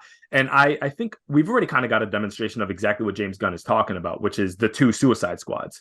You got Margot Robbie in both. Technically, there's nothing about the second Suicide Squad that says the first one's not canon, but it's the same characters, but with a brand new story. And so I think that is going to be essentially what it is. You'll see the same actor playing Amanda Waller, probably in a very same way, but we're not beholden to all the decisions that were made previously. I'm curious to know about your thoughts about outside of the DCU as a total. You have the Snyderverse portion of it, where he obviously, and especially with the Justice League re-release, we got a peek into his vision for what his universe could have looked like, the totality of the universe. And I've always been of the mind that I am not really into Snyder. I've never really liked his vision for DC. It's not the vision I would have had if I was in charge of DC. However, I do think a lot of the dysfunction comes from the fact that one guy had one vision and the execs had a different vision, and the execs changed their mind throughout the course of the DCEU multiple times. So at sometimes they were like, nope, Snyder, you're the guy. And then, oh, no, you're not. Oh, we'll give you a chance to re-edit it. Oh, but we're not going to do it. But we'll keep Mark Hamill, but we won't. You know what I mean? Like it's that back and forth that leads to a lot of the inconsistencies where you got the Shazams, you got the Justice League being reworked and colored because they want to change the tone of it. Part of me almost is morbidly curious of what it would have looked like if Snyder was able to do his thing without like if he had the Kevin Feige treatment, if they just let him do his thing, like it or love it. You know, if you hate it, oh well. I probably wouldn't have liked this vision. But what do you think about the idea of if Snyder was able to continue unabated, nobody was trying to rework his movies, nobody was trying to re-edit it, nobody was trying to inject humor where it didn't belong. Do you think things would have gone smoother or? I think Snyder's an interesting topic because I don't like most of. I, he's a good cinematographer. Yeah. Anything he makes will be visually stunning, Mhm. 100%. But do not give him something based on a source material. Yeah. Because he will look at the pretty pictures and then put it on the screen with his own story. That is exactly what's going to happen. Man of Steel was just the cast was great. Zod was great, but everything Superman was just wrong. Yeah. Batman versus Superman, the action was great. The interaction between the Trinity was pretty cool. Everything like in their characters was just wrong. Like even Superman's death just didn't feel as bad because like he tried to throw in that little like funeral thing, you know, and Mhm. it was like he was a symbol of hope, but like when did we see him as a symbol of hope? Yeah. Like really? Like he never really I didn't feel the impact of him dying because like when was he hopeful? Like we got this dark gritty Superman and Man of Steel who snapped Zod's neck. And Yeah. then and then in Batman vs Superman he dies and now everyone's like, "Oh, our symbol of hope." Like if anything Wonder Woman was more of a symbol of hope in Oh this yeah. universe than yeah. So I did think Wonder Woman's done pretty good in Batman BVS. Then it goes to like Snyder Cut and I absolutely love Snyder Cut for what it is. Like, I think it is again a visually stunning movie. We got to see Darkseid. We got to see Martian Manhunter, the team interact. I'm always gonna love it because I'm a comic book fan. But again, and I think it did better for Superman, Batman. I did think it did better for their characters because again, he did have more control. But if you look at some of the stuff he was planning, he killed off Dick Grayson in this universe. Yeah. If you knew that, instead of Jason Todd, which Yeah. was a horrible decision. Batman Kills. Lex Luthor was probably the worst Lex Luthor we've ever gotten. Like, it was just a Riddler knockoff. In the non-ultimate version of BVS, Doomsday looked like King Shark, basically. Yeah. Yeah. It's just some of the decisions he made prior had me like, I don't even want to see the future of your vision, because like you've set it up where it's not going to be like, the whole second movie was going to be based in the nightmare, like dream state. Like, no, we don't need that. Like, we already got enough Batman who kills. You just want to get an entire movie where he's killing people. Like, if you're going to do that, adapt Flashpoint and give us Thomas Wayne, or adapt Darkest Night, or not Dark Knight, Batman Who Laughs, and give us the Grim Knight. Like, if you really want a Batman who kills, adapt a comic book with a Batman who kills. Don't make our main continuity break his only rule throughout the entire make a Thomas Wayne story then. Yeah, like, you have, like, Batman, you can change so much. And it's not just Snyder, Tim Burton did it. Yep. Christopher Nolan did it. Like, just don't make him kill people. That's his one rule that makes him who he is. So, sorry, I was on a little rant there. No, and you make great points with that.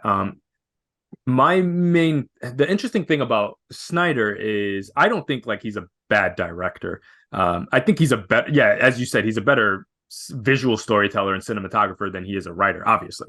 But it was one of those things where when I'm rewatching these films, because I was like a ardent BVS supporter and defender when that came out, because as a DC fan, I was a mostly DC fan at that time. I kind of got back into Marvel in the past 2 to 3 years. I was hard on the DC at that point.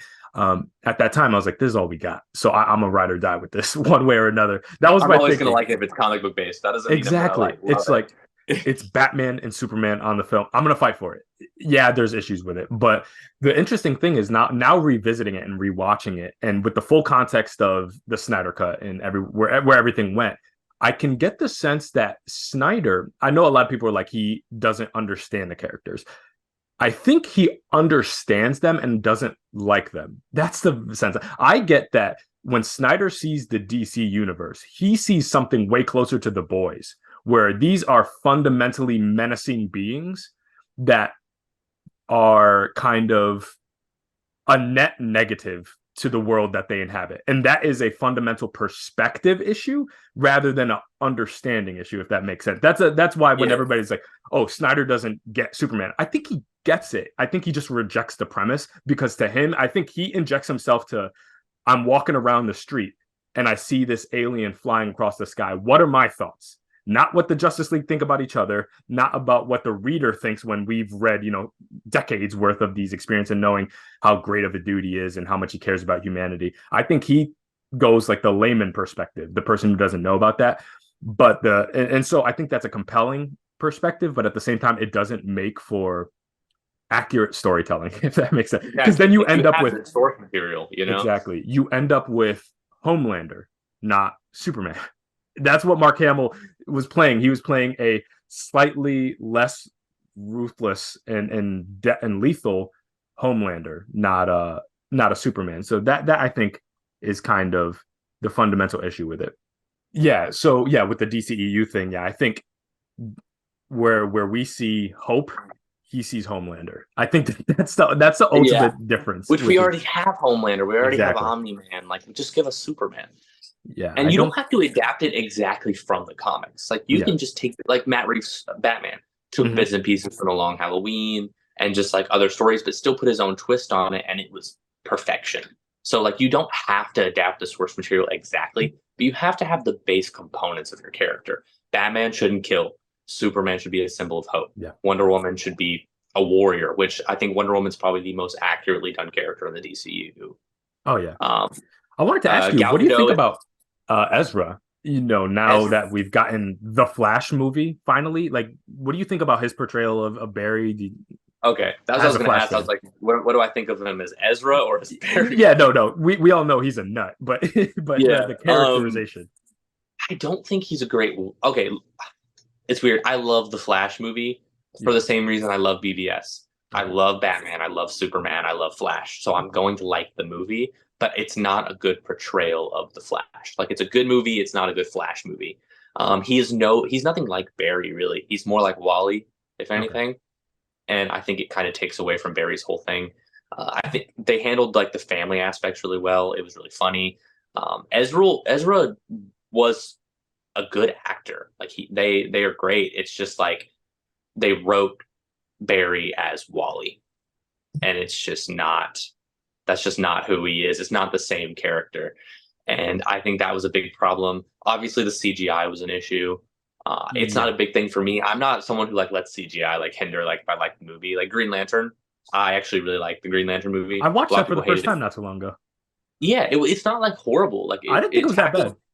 it tackles Hal Jordan really well. The Lantern Corps, everything was good about that. The only problem was really just Parallax being Oh a yeah. giant cloud. Yeah, yeah. Introducing him immediately was all kind of a big mess up. But like the actual like Green Lantern aspects was really good. Sinestro was done really well. But yeah, CGI doesn't really hinder it too much for me. So if I take that aside, the Flash was pretty good. We got Michael Keaton's Batman. Um, Sasha, what was her Dye. last name? Sasha. Yeah, Something like that. her Supergirl was great. I like the movie a lot. We got Zod back. The only problem is we didn't get a lot of Zod, but I think it was really funny. I like the movie. Pretty good. So Yeah, yeah. The Flash was an interesting one for me, especially because it was one of those ones that obviously probably should have happened a long time ago. Considering yeah, timeline wise, where I was like, okay, this is an interesting one to kind of tack on to the end of a universe, and they were being cagey about whether it was going to even contribute, which makes sense. I mean, if you put James Gunn in charge of the DC movies going forward, he's not going to like shit on the rest of the movies. Like obviously he's going to try to sell tickets, and so he's going to be like, hey, maybe it'll be relevant or not because he doesn't want people to check out. The CGI was obviously a mess, but I can deal with bad CGI. That's fine. Now, in retrospect, do I understand why it looked that crazy? Not really, considering the fact that, like there are Disney Plus shows that come out all the time that don't look that way. So I don't fully understand why it looked like that, but Andy Muschietti said it was on purpose. I You can bet. take that if you want or not. They said it's because that's why the CGI was only bad when he was like in super speed Yeah. because it's from his point of view and everything's distorted when you're moving at super speed. So that's why the CGI was bad. I don't know. But to be fair, that kind of makes a little bit of sense because some parts that were CGI didn't need to be CGI'd. So Yeah. like maybe it was done on purpose. Like Nicolas Cage's Superman, they could have easily thrown his face like on a suit and it would have been fine. Yeah. So I think maybe some of it was on purpose. But then again, I just can't really tell. So I don't know. Yeah, it's one of those things I feel like there are probably more effective ways to convey the idea of like this is a warped perspective than 2003 CG. I don't find that to be the most effective way to be like, oh, well, it's just his perspective. It's warped. I'm Yeah. like, well, if I had a warped perspective of me going through the Speed Force, I don't think that it transports me to a 1998 commercial. You know what I mean? Like Yeah. that's I guess why it's a little confused. To me, I think that's a rationalization after the fact. I think there were probably not budget constraints, but I think Fox or not Fox, DC knew they were going to reset and they didn't want them burning any more money and it had already been delayed to hell. And they were like, hey, we need to up the CG budget. And DC and Warner Brothers were like, no, get the movie out so we can kind of continue moving forward and put Yeah. more money towards like Superman Legacy and things that matter in the grand scope of things. And I'm sure they knew that the movie wasn't going to do great. And so financially, they're not going to keep sending money into a hole. That's my guess is what happened. And so, Yeah. as a director, you spin it the way you got to, you sell it the way you got to, and they're like, oh no, it's on purpose. I don't think it was. I think if they could have made it look better, they would have. But I think even Marvel struggles with the CG at times. So I think Yeah. that's just kind of what happened due to budget constraints, if I Well, had to guess. it comes down to two things. Like one, they should not have tried to adapt a Flashpoint movie and then Oh yeah. not do Flashpoint at all and not have it have long term like effects. Like that's the whole point of Flashpoint. It resets the universe. Like if you were gonna do one, like do a good one and use that to reset into your DCU. But it Yeah. doesn't. It just has George Clooney at the end. And another thing is a big thing about DC fans is like they love DC, but they don't go and see the movies. Like Facts. They talk a I'm big there game, but opening. yeah. Yeah, I'm there opening night for not just DC, Marvel. I'm there for every comic book movie Yeah. opening night because like I have to watch it when it first comes out so I can talk about it. I'm with you. Yeah. And the popcorn buckets are like usually only available the first two nights, so I have to get those. But that's a big thing, and you can tell the Flash flopped because of Ezra. Like it Yeah, wasn't because no one was invested in the Flash. Because if you look at it, it like flopped in the box office, and then first day on HBO, millions of streams. We're yeah. talking millions. Like because people didn't want to be seen supporting the movie, which is fine. Like that's I get it. Like don't support, but the movie is out. It's gonna make money no matter what. Like I don't support anything that they did. I'm a big Flash fan. I was gonna go see a Flash movie if a Flash movie came out. And watching it on HBO Max is supporting it just as much. You're just doing it in Oh Prime. yeah. Yeah, yeah, it's that there's still it's still kind of contributing to the bottom line, but also it's Yeah, important to note that like no one person makes a movie. There's tons of people that kind of went exactly. into that, and my big thing is, especially if we know for a fact that whether this movie's success or fails, that's not going to contribute to Ezra continuing to hold this role. I'm less concerned about like there's this idea of like enabling like a problematic individual by like supporting the work. Well, it's like if I know they're not going to keep this job anyways, like might as well watch it Yeah. because yeah, I watched It's it. like separating the Yeah, art from the artist type of situation. yeah, Like especially I if it's a like little bit. Kanye's music, but I don't really like Kanye. You Yeah, know? and yeah, Ezra is definitely like a nut, but I also think there's like a spectrum of offenses that people. So like, am I running to like R. Kelly's next show? Definitely not, personally. But I think But now if there's someone throws ignition on, I'm yeah, I'm bumping. I might hit a little sidestep or something, Yeah, I might just like Yeah. But yeah, so yeah, it's really interesting. We kind of mentioned it already, but DCU now. I am fairly optimistic for what James Gunn's going to do, not because of some open idea of what I think he can do, but based on what he's done already. He's already 2 for 2 in the DC world. I think people forget that Peacemaker also happened. That I thought was awesome. So I loved Peacemaker. I loved the Suicide Squad. So for me, as far as I'm concerned, he's 2 for 2. Not to mention all his great Marvel stuff. I yeah, he's don't five have any for five concerns. on Yeah, comic book movies. exactly. So as far as I'm concerned, and this might be a kind of a sad thing to say, it couldn't be any worse than what we've seen already. So That's like, fair. We're which ending it on Aquaman too. Like, exactly. And I like I'm a big DC fan. I didn't. You liked Aquaman. I didn't even like Aquaman. So you want to talk okay. about somebody who I barely liked anything from the DCEU. I loved Wonder Woman 1, and You like that's a Shazam one? I Shazam and Ant Man are the same thing for me. I think they're brilliant films that are not for me. Okay, that's fair. I don't really like Shazam as a hero like that, and I'm open about that. So that movie couldn't have done anything I think to really sell it to me because it's just I'm not into Okay. the character. I love Ant-Man. Like that is one of my Yeah, favorite Marvel movies. I don't know why. I just love. I think it's Paul Rudd mostly. yeah. Is the Paul reason I Rudd like it heist so. film, great Yeah, cast. heist, of Michael course. Pena, Yeah. like it's hilarious. Like it totally makes sense. I think it's just if you're just not into the hero, it's going to be a hard sell no matter what. Then there are films that I think like I don't like the hero or I don't like the character and I don't like the film, which is like Black Adam. I just don't like. I'm not into Dwayne Johnson's acting. I don't like anything about That's it. fair. Um, I think the redeeming factor of that movie was the JSA. Like, Exactly. Yeah, yeah. that was Adam Smasher. Like I just liked seeing all these characters that, especially this late into the universe, I never would have thought we would have gotten on the big screen. At least Mhm. this, like I never thought they would touch the JSA because I was like, the context to understand this other team. I'm like, oh, they made it contemporary. They have some newer characters in there with some retro characters. Like I think that's pretty cool. But man, I'm just not into Dwayne like that. Like if outside of like Fast and the Furious, like mindless explosions, the moment he Yeah, has to like act, it's I'm just not not. into it. Yeah, he just plays himself and everything. Just keep Exactly. him on those. I like him in those like buddy comedies with like Kevin Exactly. Hart. You put Like Kevin those Hart are. next to him, perfect. Yeah. Yeah, exactly. I just think he has a specific type of acting, and also he's very like this has to happen in the movie or I'm not signing up. Like I have Yeah. to always win, stuff like that. It's just like it's you're hindering the movie. Yeah, I think he in some ways saw the state of the DC universe and used his like he leveraged his power, which again I don't shame him for, but he was a big draw in the box office, which he is under like he's a huge fandom. So, he like has a huge draw and he's like, listen, if I'm gonna participate, mind you, I've been trying to get this film off the ground for like 10 years. This is what it's gonna be like. And so he leveraged his power to dictate it, but I thought it was a net negative for the universe because not only are you not that guy, no offense to him, but he's not that guy. He's not. Chris Evans. He's not a compelling actor with and again, Yeah. Black Adam. In what universe is Black Adam the person you put at the center of a comic book shared universe? Like what? Not even in the comics have Yeah. they ever done And the anything like fact that that. he said no to Shazam showing up at the Yeah, end, which and instead it was Superman, I was like, bro, it's such like an ego boost yeah, type of thing. those Like you films have to needed fight each the other. strongest. Yeah. Yeah, having seen Black Adam and Fury of the Gods pretty close to each other, I could totally tell they're two sides of the same coin. They needed each other.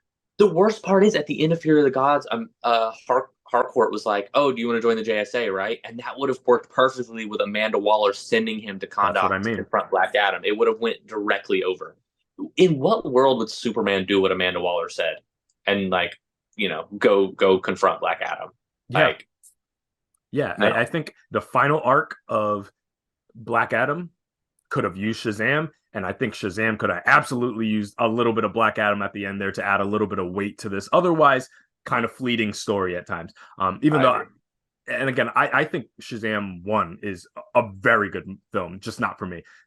That's 2, right. I can't, I couldn't, I Very couldn't do mid. it. Yeah, Yeah, it was just very like middle ground, like dumb fun. The villain was not very investing. It was yeah, just kind of it was okay. We got a nice little Wonder Woman cameo, but yeah. besides that, it was just okay. I agree. But with the DCU, I also want to talk a little bit about the projects they've announced so far. Ooh. So it sounds like we've got some good stuff coming. We got Creature Commando, which is I love the idea of in continuity animated stuff that's going to contribute into it as well, because Yeah, that means finally we have somebody in charge of DC who gets it. The animated DC side of the universe is fucking great and needs to be ingratiated, and he gets it obviously. So that's why James Gunn's so good because he's not just putting standalone movies. He's building a universe. Like it's not just going to be animation. It's going to be live action, animation, TV shows, video games. Video yep, games are going to be canon too.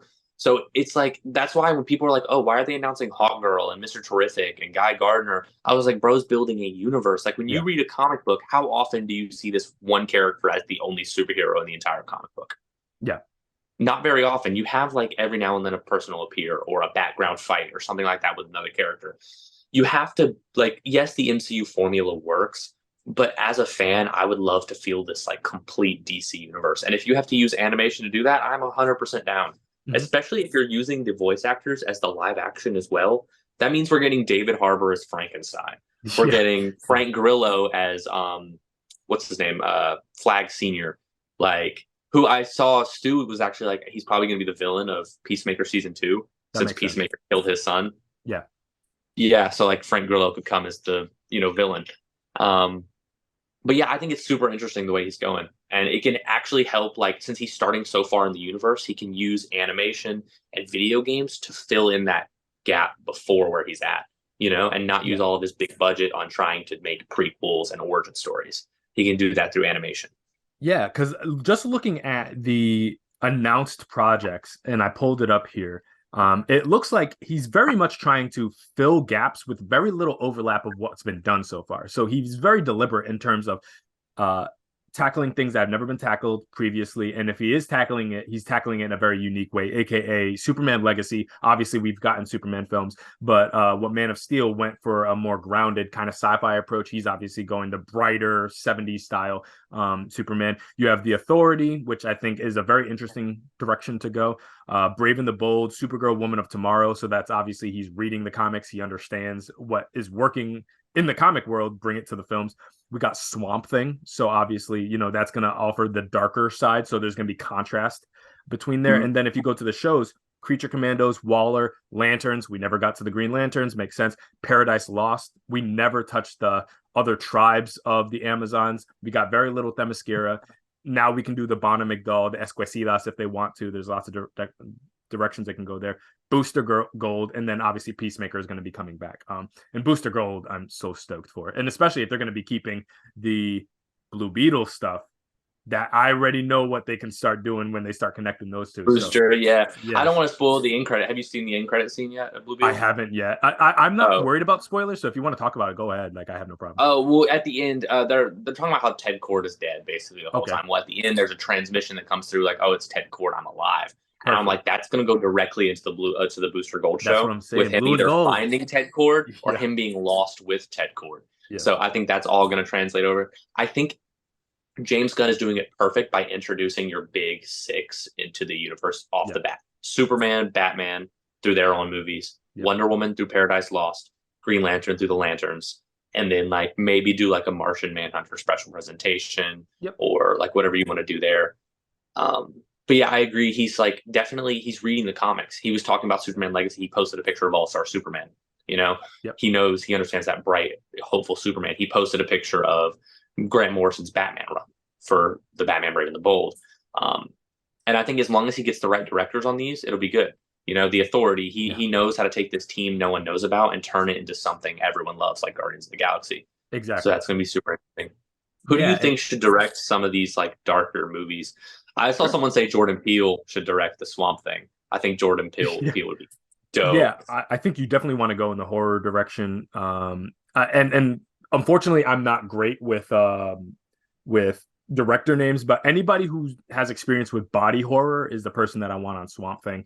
Certainly, Supergirl, Woman of Tomorrow. Obviously, you want someone who can do more plotting, longer drawn out women led stories. I think there's lots of direction they could go with on that. I think having some Western experience also helps with Supergirl because it has a very Western, episodic Western esque feel. So I think they should go in that direction.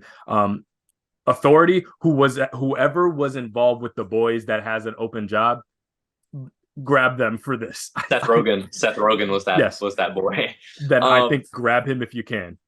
I don't think they're taking it directly from the comics. Like I think he's Yeah, taking inspiration from All Star Superman and Woman of Tomorrow, but I don't yeah, think they're because like you gotta think like we're doing this like new universe. Supergirl's been on the big screen once, but yep, barely with Flash. Been on the CW, but we haven't gotten like to the main audiences. We haven't gotten enough Supergirl content. yeah, So I don't think he's gonna start off Woman Tomorrow and do like anything like the book, really, because you yeah, gotta think this is an older, way older Supergirl. yeah. Like, I feel like probably he may do like a retelling of the story, maybe Supergirl lost in space with this little girl and like her Yeah, being a new character. I think the major Um, plot points will probably be, I think like the major arcs in terms of like, this is probably going to be an episodic sci-fi in space, random adventures, helping this maybe somebody through a larger arc that spans the show. I think that's going to be there. I agree. But yeah, they need to establish who the hell Kara is. And the difference is Tom King walks into the story with an assumption that you understand somewhat what she had been through historically. So I can take her out of that and really take her out of her element. So it helps to know where she's been and her normal power set and how powerful she is and her history with Krypton and the Kryptonians, and then taking her out of that and in some ways depowering her for this new story. Yeah, Supergirl hasn't been established cinematically pretty much at all, really. Yeah, it had a little bit of Flash stuff, but I don't think that's going to even be the same kind of Supergirl we get going forward. So I think they can't do a straight up origin because I think that's going to burn way too much time.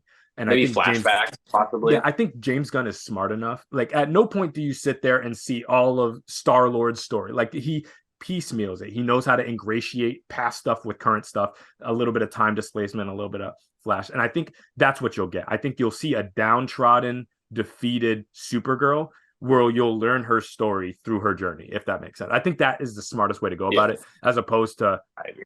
her on, her subsector Krypton. It's getting destroyed and she gets sent to Earth and oh, there goes Cal, but I'm going to do this. I don't think he's going to retread that because I think that's burning a lot of time he doesn't really have.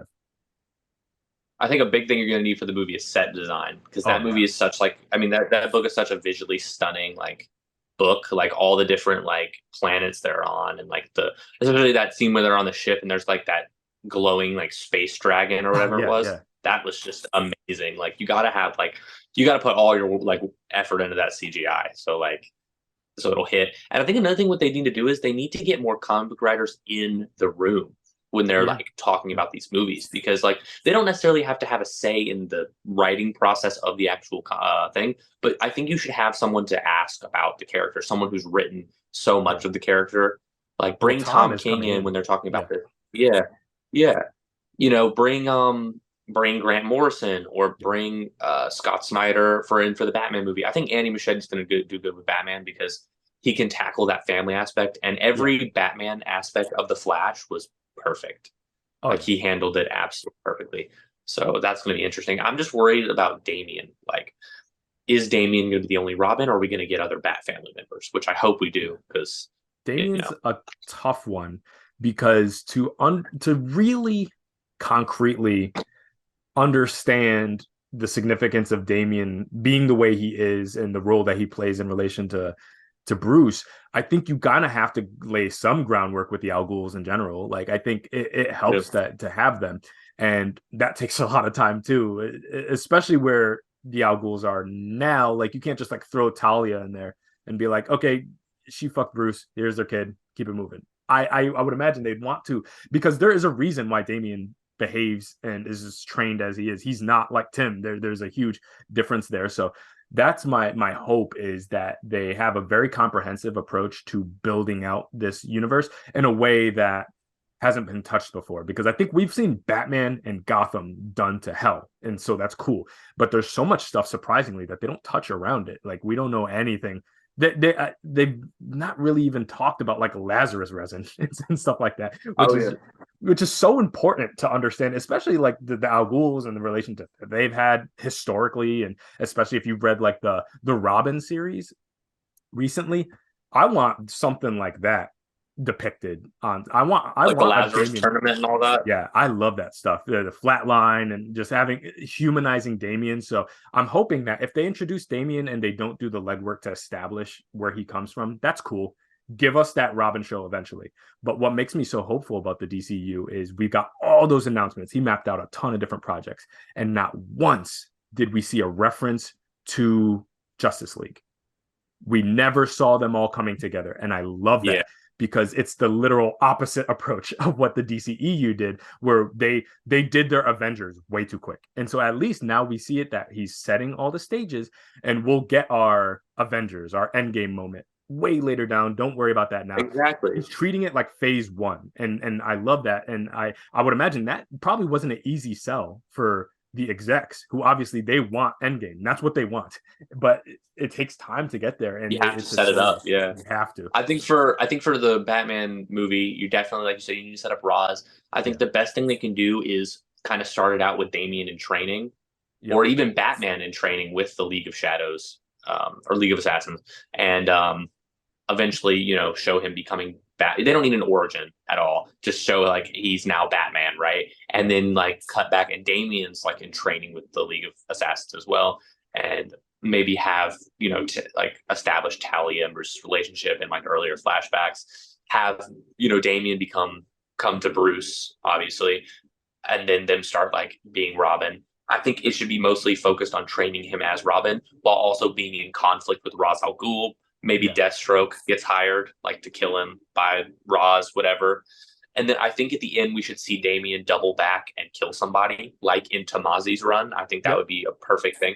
Send him off to the Teen Titans Yeah. I'm with right you. after that. I'm with you completely. I think set up the Al Ghuls in the league and all that as the antagonists. So you understand that side, have Damien concretely come from that side. And I wouldn't pull him from that until late in the game. So Yeah. you understand how this is not your regular Robin. So when Bruce is finally trying to instill these lessons, you see what he comes from. And so you can appreciate more especially if you try to do a Teen Titans and he has that kind of abrasive feel. He doesn't come off as just like some little kid asshole, which I think a Yeah. lot of people thought of Damien for a long time until you finally understand where he comes from and how it is not easy to reconfigure your thinking from only kill to never kill. You know what I mean? So Exactly. That's why I think they should establish like him being trained to kill, yep. him going to Batman, him learning to never kill. Then Talia or Roz wants him back, and Yeah. Batman's not giving it back to that life. So they fight. I think they should send someone after like Robin and Bruce. I don't think Deathstroke, because they shouldn't kill off Deathstroke really. But I think in the final battle to save Bruce, Damian should kill whoever's after them. And Yeah. because that's one of my favorite scenes of Tamazi's run. He's like, "I'm sorry, father. Like I had to do it. Like Yeah. he was never going to stop. I had to." And I was like, I think that would be a great like point. Like, oh, I failed as a father, but I think we can but you haven't failed as a son, Yeah. No, type of absolutely. thing. Yeah, and I hope they actually take a little bit from the run that actually just began, the Batman and Robin run, where they actually do take the time, human to human, Bruce to Damian. I'm just trying to be a dad to you rather than just being this person who maybe gives you moral direction. And that there's always that friction. And I hope we can get to a point where they can explore those small moments where it actually is significant when they're sitting down at a table and having breakfast together. And Bruce is trying to give his very traumatized son some sense of normalcy. I hope that they talk about the human component because so many runs stay focused on the Batman to Robin component, which is cool, but he's the fourth Robin at this point. So we've done that. And obviously this universe has to establish that first, but that's what makes it unique is the fact that like obviously Bruce to Dick, there is that father-son relationship. He calls him his son and stuff like that. But there is another component here where this is like my biological kid who was raised in a horrific way, and I need to work to undo that while simultaneously enlisting him as a child soldier. That's a weird dynamic that I hope that they spend a little bit of time on. That's my favorite aspect of Batman is like you're not my like when he's like to his kids like you're not my soldier, you're my son. And I Yeah, think a lot of people double back and like make him like very like I don't know, stern with like, oh, you are my soldier, like you fight for yeah, me and stuff like that. yeah, And like it's okay in some senses, but like when it all comes down to it, like he really does love his kids. I don't know, you haven't gotten to it yet in Nightwing 100, yeah. Tom Taylor's, but there's this like really touching scene where um, you've read Dark Crisis. Of course, yeah, yeah, Okay, so you know that Dick kind of takes over as like the Justice League now. yeah, So where Batman's like he's like Wonder Woman, Superman asks Dick to take over as like the leader, and he's talking to Batman later, and he's like, you know, should I do it? If like, and he's like, Alfred would be like so proud of you, hmm, and Batman was like, you know, there's no one I could see leading it better, and he was like, you know, uh, I'm proud of you. And then I literally almost started crying because yeah, Dick like he's like in the middle of a sentence and Dick like hugs him and then he says I love you, Dad. And I'm like yeah. Wow. I was like Yeah, mid gonna cry. I was like because it's so interesting seeing like these children raised like that way in like such a hard like traumatic experience. Like you're thinking these are kids fighting like criminals that will make any person go insane, you know, Scarecrow, Joker, stuff like that. And you would think it would push them further away from Batman, and in some instances it does, but when you see them double back and like them actually care for each other, it's like it's a weird relationship, but it's like very nice to see, you know, because Batman doesn't get enough of those moments. yeah, and I think people often overlook the fact that the key importance of the differences between the different Robins is the fact that you not only see how the journey can manifest in different ways depending how things play out, but also how like personality types can impact that and how um Nightwing in some ways encapsulates what happens when it all works out, what Bruce was trying to distill into the because in some ways Nightwing serves as everything Batman can't be because of his past, because of everything he went through. Like he is a person who remains hopeful and not only cares about the common person as Bruce does too, but is willing to walk amongst and donate everything he has because he doesn't come from that. And that's I think the brilliant thing about like Nightwing is that there's just a fundamental difference between him and Bruce, with their backgrounds being so dissimilar that the moment Alfred gave him all that money, what did he do? He made the foundation. He got rid of all of it immediately, and Yeah. measurably improved Bloodhaven almost immediately. Which I think so. When they say like Nightwing is the best of us, like I think he really kind of encapsulates that. Where Damian, interestingly enough, is a representation of how difficult that process can be. You know, as a young kid being in this position, and you have a fundamental personality difference between like all of them, but like Jason, that's what happens when the Robin process is disrupted by something. Well, like if you don't get to the other side, you never get to the Nightwing. You got somebody who in some ways is stunted and pained and has a lot of anger to sort through because he has resentments towards everybody. And so I hope that they can take the time in the movies to show the fundamental differences that this Jason is not just uh, Dick Grayson too. You know what I mean? Tim Drake is not just the third Robin that's smarter than everybody. Like there are fundamental Oh yeah, differences that kind of 100%. make them I from. think each Robin is a different aspect of Bruce, Yeah, if for that sure. makes sense. Like a different fundamental. Like Dick is his hope, which Batman you don't see it a lot, but Batman has that hope for a better, Hmm. you know, a better Gotham. And I think Gotham is a big thing holding Batman back. Oh yeah. Like obviously he's never going to leave Gotham, but like if Batman was in Bloodhaven, he'd probably be a lot more hopeful because there's not as much happening in Bloodhaven, you know? Yeah. Like you don't Well, I have mean, these Gotham is Joker cursed, so scarecrows. he by Yeah. definition can't fix it. But And then, obviously Jason is his anger, yeah, his resentment towards these criminals who just continuously get away. Tim is his intellectual detective side, his rationalize every scenario, figure out the best way out of it. And then Damien, I feel like, is a mixture of all of it. yeah. Like he's just like, especially his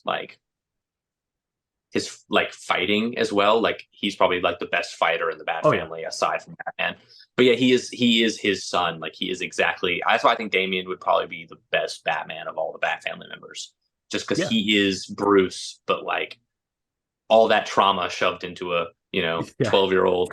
And It's I think just it as helps bad. to But have someone who challenges that moral question, especially when you have so many directors, even like, we're talking about Snyder, who kind of, that whole kill rule thing is a very debated topic. It helps to, I think, have a Robin that at least challenges the efficacy and logic behind that moral. So it kind of fine tunes why Batman operates the way that he does. So it's not as simple as to dismiss it or to keep it. He does kill or he doesn't kill, but rather why doesn't he kill? What is the logic behind that? And it helps, I think, to have a Robin that on a fundamental level doesn't agree with him, but is willing to play ball because he trusts in his father's vision, which I can appreciate. yeah, I hate when people are like, they're like, oh, the no kill rule's stupid. The Joker's killed so many people. Like, just kill him. And I'm like, and it's always Batman too. And I'm like, I don't think you realize how many heroes have a no kill rule. Almost Like all of them do, but almost all of them do. Why are we just talking about Batman? Like, and his purpose makes sense. Like, if I kill Joker, what keeps me from killing Scarecrow when he does yeah, this? What keeps me from killing Bane when he does this? Like, then he just becomes a tyrant. He becomes everything he doesn't want to be. yeah, He yeah. becomes like he doesn't want to take someone from someone else. And I think that's like the whole point. Like, he's Batman. He's not judge, jury, and executioner. Yeah, I think it's this idea of like rehabilitation. Like he always holds out the hope that he doesn't want to make a permanent decision that could otherwise be undone otherwise. Like he's still, and that goes back to the hope part. Like not only does he have hope for Gotham, but he does have some, whether you could call it misplaced or stupid, he has hope that one day maybe these villains will choose not to act the way that they do. But I think it also allows for really interesting storytelling where if you have the means to stop something and choose not to, whatever the moral reason is that you don't, that does make you accountable and complicit with the ramifications of that choice. So every time Batman chooses not to end the reign of terror that the Joker disposed, that in turn makes him accountable for part of what happens subsequently, where he inevitably breaks out again, which is just an interesting discussion to have. So I don't think he's responsible, obviously, for what Joker does, but the reality is he could, if he wanted to, end that reign of terror, and he chooses not to. And I think it's a smart decision for him not to. But it does. I think it does offer a interesting moral question for him. Yeah, I don't know. I feel like that's such like a because you gotta look at like the police. Yeah, Like if the police had taken Joker into custody, put him in prison. No yeah, Batman in this. If yeah. he then broke out of prison and killed someone, is it then the police's fault that they didn't kill the Joker in that instance? Well, I Like think it's that's why the youth of lethal force exists to everybody, but the superhero concept. You know what I mean? Like in the everyday, if you have like and not to get too dark with you, but like if you have a public shooter situation, there is procedures in place that to minimize their impact and to maximize the amount of people saved, you have to end that threat by hopefully disarming, hopefully de-escalating, but allowing to use lethal force if necessary. And that exists in almost every capacity of human society, except for the superheroes, where they can take it up to that point, but they don't. And I think it makes sense and it doesn't make sense at the same time because, yeah, like Batman could make a decision like that. Superman could make an easy decision like that to just remove you off the table. There's no rehabilitation thing there. But I think there is a certain point that when there's a public shooter situation and he's going to probably break out of Arkham or wherever you put him, talk to those families are going to be looking at you like, hey, you let him out. You could have ended this and you chose not to. I think that's an interesting point to at least bring up. I don't think it's a logical whole like some people bring up, but I think it is a kind of an interesting thing that they can't use lethal force, and when they do, like a Punisher, for example, it's very much positioned as a frowned upon thing. Yeah, I think it all comes down to they're not deputized by the Exactly. police. Like Jim Gordon's like, I'll kill someone, if there's a situation, but you can't because you're a vigilante. And as soon as you do that, we're after you, you know? Like It's a you can vigilante help thing, us yeah. out. Yeah, that's what it is. It's like if you were deputized, it'd be completely different. But as soon as you kill someone as a vigilante, you're now a criminal. Like that is still murder. Exactly. So Yeah. yeah. I think that's the problem is, and I know they make the joke like the Avengers and the Justice League are cops, but I think that's the fundamental distinction is that their job is to utilize their power set to remove other powered individuals from furthering harm, but they are not cops in the way that they can just like execute somebody. But I think Yeah. it's an interesting situation. Yeah, like if Superman does kill someone, there's no actual recourse for that. Like there's no one really to hold him accountable, which is why I think the average writer probably doesn't try to cross that path. You know what I mean? Where it's like if he does go too far, who's gonna rein him in? Nobody really. Like there's Yeah. nobody who It can all comes down really to his like guilt and his like exactly. moral that'll be like, okay, I did something wrong type of situation. Absolutely. Um, a little bit of a left turn here as we kind of wrap up. I did want to talk to you about content creation. We're both content creators. We're both on TikTok, and I make some YouTube stuff. And as someone who has, especially recently, made some amazing strides in terms of even finding smart ways to monetize your platform like you have, what is your end goal with content creation? Do you have a larger thing? Are you kind of just seeing where it goes and going with it, or do you have like a bigger vision for where this all goes? Well, initially it just started out as fun. Like, Yeah. I was just posting stuff. I was getting into figure collecting, comic book collecting, and I was like, all right, this would be cool. I see other people doing it. I'll try it out. As it got more and more, I would like to make money off of it. Hmm. I'm still probably always going to work, but if I could work less because I'm making enough money off of it, that would be great. Um, Mostly it's just mostly like been about community, finding Yeah. friends to talk about stuff with, people to talk about my collection and different comics and stuff like that. It would be cool to get to the point where like I could go to events and stuff like that. I've seen people getting invited to the red carpets. Like it would be cool to get to that Hmm. position, or even like have a booth at Comic Con, stuff like that. Any of that would be really cool. But yeah, mostly it was just all about like community and like making some friends who are into the same stuff I'm into. Yeah. So is full-time content creation or being like a comic influencer as your sole major thing, not necessarily source of income, but your sole kind of thing that you put your focus towards, is that at all appealing to you? Or are you always interested in kind of having your regular life, your regular job and everything like that, and this as being a complementary thing? If it can be, I would love it. Yeah, like I Okay. would like it to be my main thing. Um, it would have to like get to the point where I'm making enough to where Oh, of course. I'd be able to quit my job. But as it is now, I'm able to like juggle both. So like I kind of keep pretty even. But I would love to just do like comic books all day, every day. Yeah. That would be ideal. Yeah. Yeah, because I don't know I how always I like, would yeah, or I anything just like always that, like but talking to people about their kind of end goals because I've noticed there's kind of a wide gamut. Like some people want to leverage content creation to spin into something else, whether it's like writing comics or drawing or full-time content creation and in terms of like more comprehensive reviews. Me, I've always been like I just joined TikTok and made content because I wanted to talk to other people about comics. So and be part of a community to just shoot the shit because I didn't know that many people in real life. And effectively I've accomplished what I sought out to do. And so I'm so fascinated with people who have the bigger visions because I've hit where I wanted to go. Everything else right now is extra. I'm coming up on 600 followers. I'm stoked. I'm good. Like I'm happy with where I'm at. But I'm so fascinated by people who kind of want to continue that journey upwards because I think the sky's the limit in terms of what is capable in terms of content creation, especially in the comic space. I honestly didn't think I was going to like get anywhere near where I'm at right now.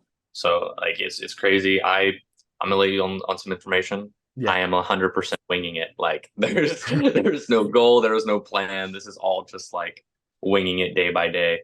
So I mean, I'd love to see where it goes, and if it gets like bigger, I would love that. If it doesn't, I've made all of these friends in this community, and it's been worth it 100%. So um, yeah. Yeah, and I think it's also interesting that it's not just you, but you kind of have your network, the Hall of Nerds podcast that you do. Excellent podcast for anybody who hasn't checked it out already. And I could see that also scaling that too as well, because you have that kind of lane, podcasts can grow. And so I think it's cool to have not only the sense of community that's open, like the Discord, or just like, individual creators that kind of comment on each other's videos, but also kind of your network of people that you're kind of on the journey with. I think is pretty interesting. Oh yeah. Like I always make it like known that like I would not be where I am without everyone else. Like, and I feel like that's a big thing with a lot of big creators is they kind of like not saying I'm like I'm talking like big creators. They like lose touch with Couple like million, yeah.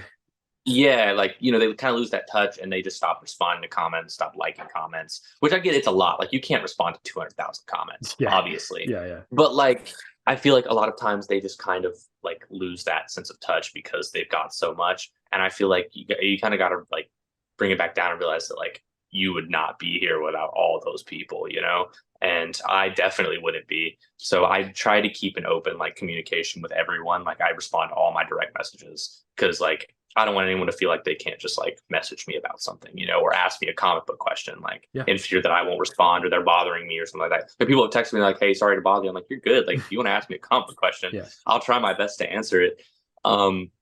But yeah, it's just about the community. That's another reason I created the Discord because like I like everyone in there's content.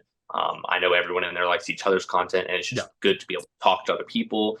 Like talk about collaborations, what we want to work on. And there's still tons of people who aren't in it, but that's just because it's hard to find everybody. So if there are any people that you want to add to it, just like let me know, and I'll invite anyone because it's cool just to make a community of creators who can just like work together to make a whole bunch of content.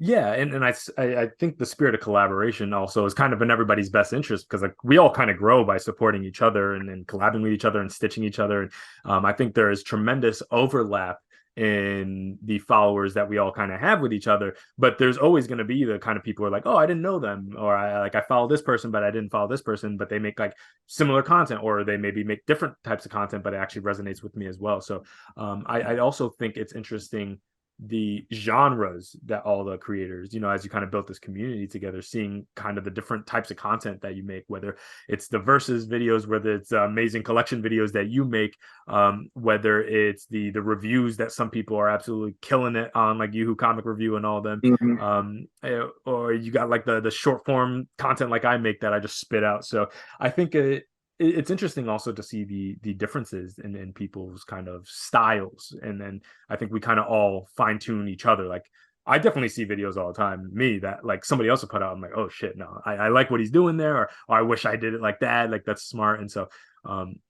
making content creator, I was like absolutely inspired by you and a number of other people kind of seeing your guys' content, and I'm like, when I see your type of content, it makes me want to be more prolific. For example, I'm like, I need to get my numbers up. I don't know if you remember, I used to put out like one video a week, and I saw all of y'all pumping it out. I'm like, oh, I need to get my numbers out. You guys put me onto drafting. I never thought of that as a concept. Just like I'll sit there and I'll record like what I'll do is like if I see something I want to stitch, I'll turn on the stitch, I'll record it for a little bit just to save it for my draft, and then I'll go back to it later if I need a video, or if I have a comment I want to respond to, I'll save a video of the comment, go back later, I'll have something to post if I don't have anything to post. And I talk about this with you, who like y'all's content is so like was like articulate, like y'all go really into detail in the comic, and that's like content that I wish I could do, but it's like y'all are so like detailed with your words, and I find myself like stumbling a lot, like so I have to constantly go back and re-record. So like that's why I enjoy y'all's content like a lot, because I can go in and watch like a comic review and learn everything about it. And like you said with like the numbers thing, those versus battles and like the suit ratings, those are just basically just stuff I pump out to get the numbers up. It's not the content that I absolutely love. I like doing my hauls the most. That's my favorite type of video. Them reading order videos. That's where I feel like reading really orders shine, as well. I really like doing those. Yeah. But yeah, those versus battles are again just something to get the numbers up. Because people really like those. I enjoy doing them, but like the only problem is when I do them, I get 60 comments about do this one versus this one, and I feel so bad not getting to everyone's comment. Yeah. And like I'm like, all right, I'll do it. And then people will comment like, hey, you still haven't done my versus battle. I'm like, I'm sorry. There's so many of them. And I feel like really bad. But like same with the suit ratings. They'll be like, can you do this person's suit, this person's suit? I don't think people realize I have to look up 100 suits and find pictures. And it's such a pain. Stu was telling me the other day, he was like, I was gonna do one, man, but like it took me it was taking me like an hour just to get all the suits. I was like, hey, it took me 2 hours to get all those Nightwing ones. Like it's a hassle to sit there and get them all. Yeah, no, I feel that. And yeah, no, I think we all have our bread and butter content, or like even evergreen Mhm. content that is not even like time sensitive. I think we have like our bigger things, what we're passionate about, what we like putting out. And then I think we all have our content that is like, you got to play the game. There is an algorithm. So Yeah, like I stuff can't people want to see. exactly. I can't just if I only pumped out videos that I want to talk about some random obscure Wonder Woman issue from 2006. There is a place for that and I love doing that, but then I will guarantee the size of my channel will never expand beyond what 200 followers. So I think there's always a room for the, and I say this in a nice way, but like view baity type videos, like something that is Yeah. really algorithmic to grow the channel versus what you're like passionate about. And it's about like striking that middle zone. So, and I think, someone like you who has managed to find success doing both is something that I think could be very inspirational to other content creators to be like, hey, like branch out, be willing to try some different things. Myself, I like, for example, I've done a couple bracket videos. I could Mhm. not be more uncomfortable doing those type of videos, but I like it because I need to They're like so weird. Yeah. I'm like a boomer with this shit. Like my content, I don't know. I know everybody has different recording styles. I describe mine. I don't know if you're a rap fan, but there's the idea of like punch-ins when rappers they'll record a line. Yo, that one sound right? All right, cool. And loop the beat. And then it's called punching in. A lot of like Michigan style rappers do that. That's how I record videos. I punch in. So everybody thinks like I have like a script. I don't. I don't script my videos at all. But yeah, no, I just like everybody thinks I have a script and I really just kind of I have my ideas in my head. I'll drop a line and I'll just re-record the lines and then I just edit it so it's like tight and fast and everything like that. But I don't write anything because I'm super, some people can read scripts and sound okay. I sound robotic when I read. So I Me need too. to, so like if I'm recording, I'm like Nightwing by Tom Taylor. I love this run. I love that what he did. Oh no, I fucked up that line. All right, run it back, and then I'll just do that over and over again until I get it right. And I sound like a nutcase, but then the end product, when I edit it all together, everybody's like, "Yo, your videos are so tight and concise and clean and articulate." And I'm like, it's just a million takes, to be honest. I'm not like Yeah, that's genius that's what I guy. was thinking. I thought you just did all that in one take. Hell no. Hell no. No, I my thoughts are my thoughts, but I don't write any of it down. So it comes off as conversational, which everybody who thinks that I'm just free flowing, that means it's working, basically. That's how I keep it like that. Because otherwise I'm gonna have a lot of like it's gonna have a lot of awkward pauses. So I try to just punch in, punch out. For you, how does the average video go for when you're like recording? Usually, it kind of just depends. If there's an introduction to the video, which there usually is, like a little short, like we're doing this, this, and this. Sometimes I can get it in one take. Sometimes I stumble, and like I'll sit there and re-record it until it sounds good. And then from there, I'm usually just winging it. If I mess up, I'll re-record it. But I'm not good at editing whatsoever. Yeah. I have no. I'm not tech savvy at all. Computers, like I can Google stuff, but that's about it. So that's why Nate does all the editing on our videos because I just don't know any of that stuff. Um, so yeah, I'll just re-record it until it works. Sometimes it'll change when I re-record it, like what I say, Yeah. if it just didn't sound good or something like that. But I still try to wing it so it doesn't come off robotic, like you said. Um, but Yeah. overall, the introductions are usually pretty pre-planned, and I try to put some like effort into it so it doesn't sound robotic. But you know, Yeah, scripting, like written content is an art form that I think is kind of a different ball game. I don't even play in that world, which is why I leave it to you who to like kill it in that front because I can't do any of that. So yeah, I think it I'm takes I'm in like the a middle level zone. of like skill, like acting wise. Like you have to like act Yeah. like you're actually saying that and not like you're reading it, which I could not do. Yeah, that's why I do the punch-in style. I know everybody has like a different thing. Like I know I respect the hell out. There are people who do what people think I do, which is like one take Jake, like press play, go, stop it. Whatever's in there is in there, and sometimes they How? nail it. God bless them. I I'd don't be know how they do it. blanking. Like I'll be talking, I'll be like, and then I'll pause the video. I'm like, all right, I gotta redo that Yeah. because I just completely blanked on what I was saying. I'll stutter and like I add Yeah. in captions. Like if I have to delete uhs in my caption. I can't do all that. So Yeah. I try my best, but it's interesting. That's what I mean. Like I love seeing other people's styles because it's definitely informed. Like once upon a time, I used to make videos, but I didn't have any like graphics behind me. I didn't know how to do the green screen thing. Like that's how boomer I am at times, where it's like, I don't know how to do the green screen thing. oh, I'm Oh, are gonna you put talking you about like on. for the TikTok green Yeah, screen? yeah. The TikTok green Oh, screen. okay. Yeah, Yeah, yeah. the effect. I didn't know what effects were. I thought that they only had the ones that like change your face and make you sound crazy. And so I learned that's how people are doing it. So I started working in graphics to my shit, and it became a lot more dynamic. And that's another thing is just like not having a million thumbnails that are just my face. You know what I mean? It's also a lot easier when I've noticed like if like especially like a podcast, like interviews, it's easier for me to talk to someone Oh yeah. than talk like by myself. Like I find myself it's easier for me to respond and like say what I'm saying than to sit there and just like record myself saying something. Oh yeah. Someone who has I a don't know. show It's weekly. just easier for Yeah. me. As Yeah. someone with a weekly show, an hour or two every week by myself, I totally understand the difficulty of that. Yeah, like here I haven't found myself like what was I talking about like blanking on what to say next. It's like it's easy. You can just like fill in that pause with what you have to say, For and then sure. when you're done, it just goes back and forth. That's why the podcast is so easy. I don't think I could do that by myself, to be honest. It's tough, man. Like I find myself Yeah. like what there are points definitely where I'm like editing up one of my weekly shows where I'm by myself and I'm like, why do I do this to myself? Because it's not easy. Like it's very mentally taxing. Because yeah, if there's a moment where I blank on something, the show stops. Like there's no progression. There's nobody to shoot anything back and forth. So that's why I entertain the idea. I'm like, I might have to get like a co-host at some point because it's just like by myself talking, 20 books a week about my thoughts. Sometimes I have trouble remembering what a book was about. If you read like 20 books a week, like how am I supposed to keep all this straight?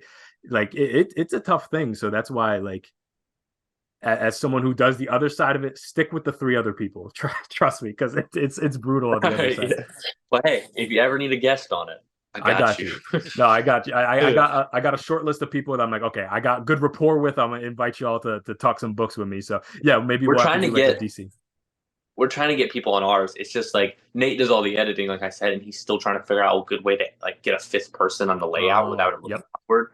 But yep. we're working. We got like obviously who, um, KD, Trey. We got a whole list of people we're gonna get on. We just Mike. We're just trying to figure out how best way to do it, and then we're gonna start pumping out. And we don't know if we want to get them on for the full episode or Or like a segment. Yeah. segment because, like I Mhm. said, Nate's gonna have to edit it. Yeah. But it all comes down to whether or not he like can do that. So Yeah, I think that can be fun. And I think it becomes interesting because balancing a conversation between four people versus even five people is also an art form to like find a way to get a rhythm. The more people you introduce, the Mhm. harder a rhythm can be. So I think that's also pretty interesting. I'm excited to see how y'all manage that because now we're getting into panel territories, like how you can juggle the flow of all these Oh people. yeah, those TikTok panels are hard. I can't even talk when we do those, like, because Yeah, everyone's talking, and I try to talk, and then someone just like yells over me, and I'm like, I'm yeah, just not even gonna try. it's But tough. I think with the podcast, we've kind of got it down to like a science where like if you kind of hear someone talking, and whoever like, usually most people will just be like, oh, you go ahead. Like, we Yep. kind of have that down. Um, but the thing is, our segments are very like interactive to the point where they're not super talking heavy. Like we have our news part, but our segments are very like interact, have fun, laugh type of situation. Like who am Yep. I? Like it takes turns. Draft, it takes turns. Yep. King of the Hill, we it's actually good that we talk over each other. It makes it funnier that we're Yeah. like yelling over each other about who would win. So that we kind of center our segments around the fact that there's so many of us to where it's easy for all of us to like kind of talk at the same time without it seeming too chaotic. Yeah, no, But totally. when it comes to news, usually we'll just take turns on certain points. You can kind of gauge when someone's going to be done with their point and be like, oh, okay, let me add on that, stuff like that. Yeah, and I think that also comes with time, learning the rhythm of each other, and then knowing how Mhm. know that the especially those early episodes, like when because I've had a podcast for a number of years, and I remember those first like five episodes, learning to not overpowered, not in a disrespectful way, but like when you're trying to get a point across and someone like interjects, knowing how to navigate those like natural bumping points. I think it's an art form kind of in and of itself. I think people definitely who have never done the podcasting don't know how challenging that could be, especially the more people you introduce. I've only done podcasts, I think up to 3 people before. So the fact that you guys can consistently, comfortably, and as somebody who listens to the podcast, 4 people, and it doesn't feel like you guys are in a struggling match to even get your voice out. I think it is a talent and a testament to it helps to be friends too, and kind of know each other Yeah, too. yeah. Which is weird because we weren't like super close friends before. Like I had known Mac for like a month or two. Mm-hmm. Me and Nate had just like started like becoming mutuals. I think he joined my live like once, and then we started becoming like, kind of friends. And then I knew Stu, but I didn't like know him that well. And Mac was friends with Stu, and they were talking about starting a podcast. I was talking about it with Speed, and then Mac told me about them talking about a podcast. I was like, why don't we just all do it? So we all came together, made a group chat, and through the group chat, we just became friends and stuff like that. And you can tell from the first episode as compared to the newest ones, like we're becoming more and more comfortable, and Oh yeah. it's easier to like flow back and forth. We know when someone like wants to make a point and like when to kind of like interject without it being like interrupting, you know? Mm-hmm. Yep.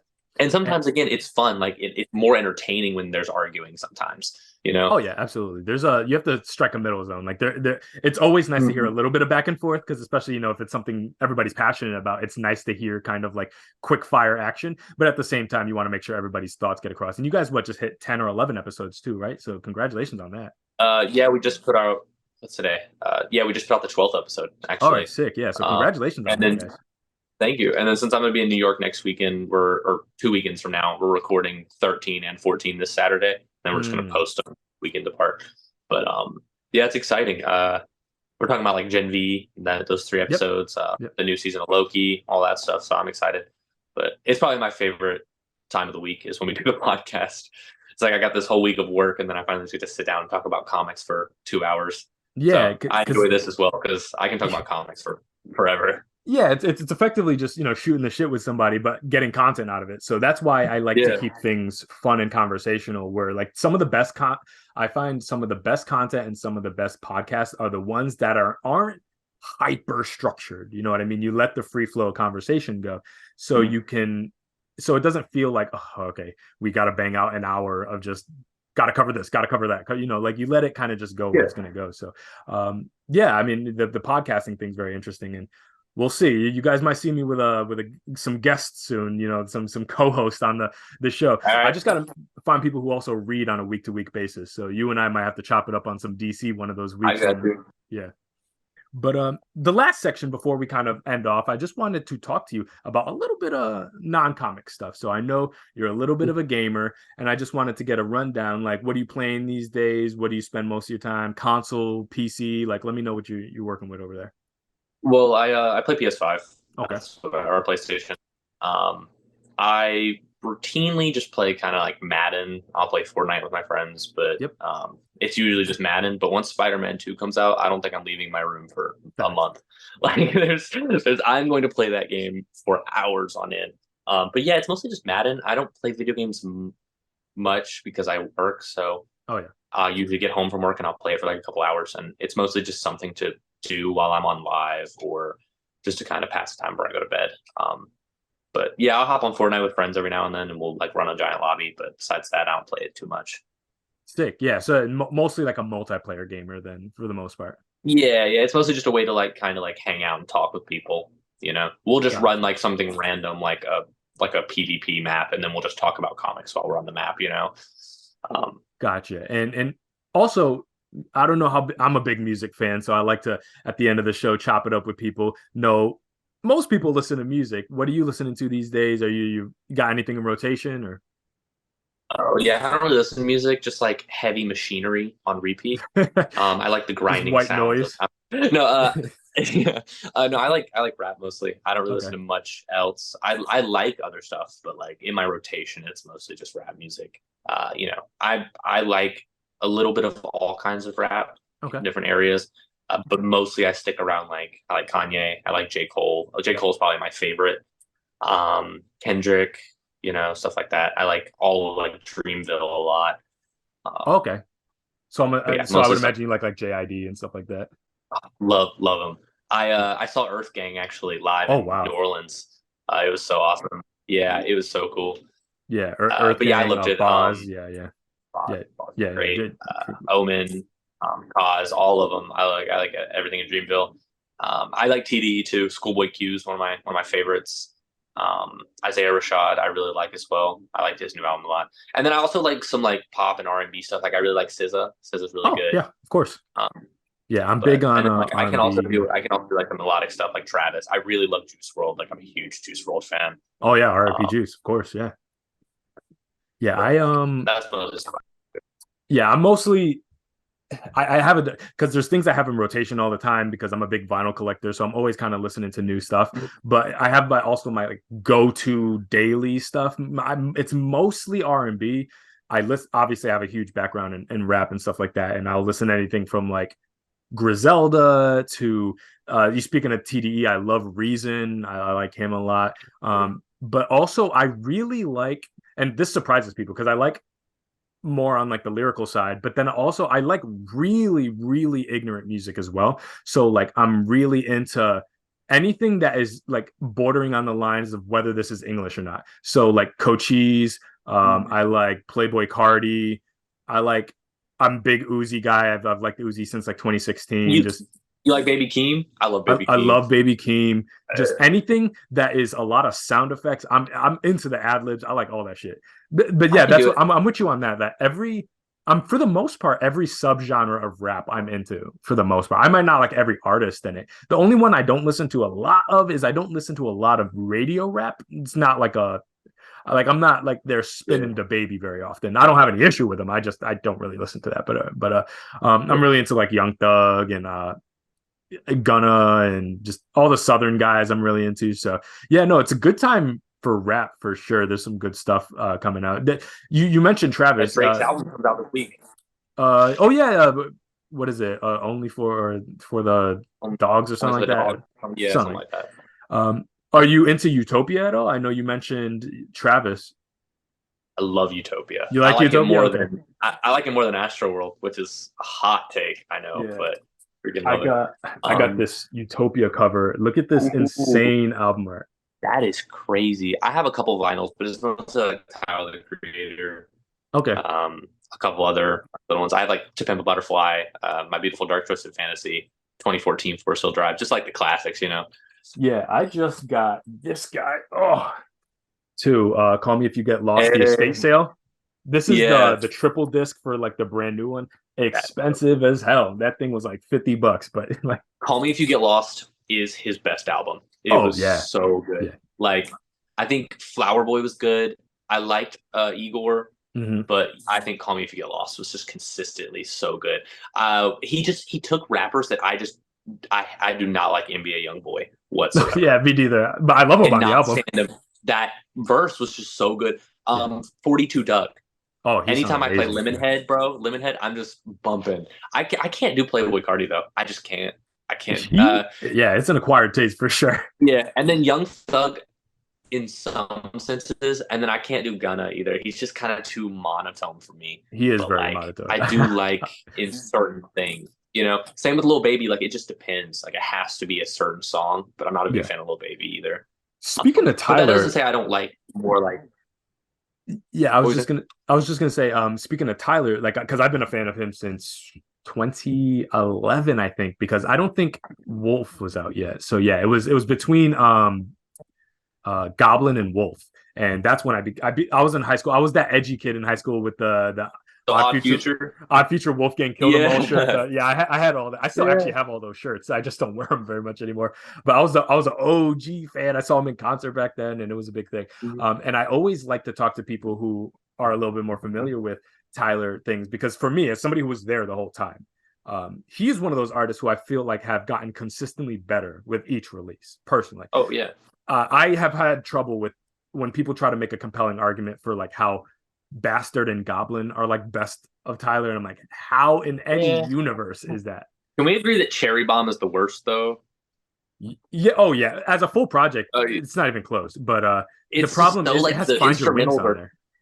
Yeah. Find Your Wings is such a beautiful jazz song with like vibraphone and xylophone. Like it's a gorgeous song because Roy Ayers does. I'm a big music head, so like there's like certain sample flips that he does on that. Also, Smuckers is on that album. So to Okay, me, I like that one. yeah, to me, Cherry Bomb has amazing songs, but the album as a whole, the mixing is very crunchy. It's very like Mm. festival music. I think he was going for like unmixed festival, like punk show music, and it's just an abrasive listen. It's not fun to listen to anymore.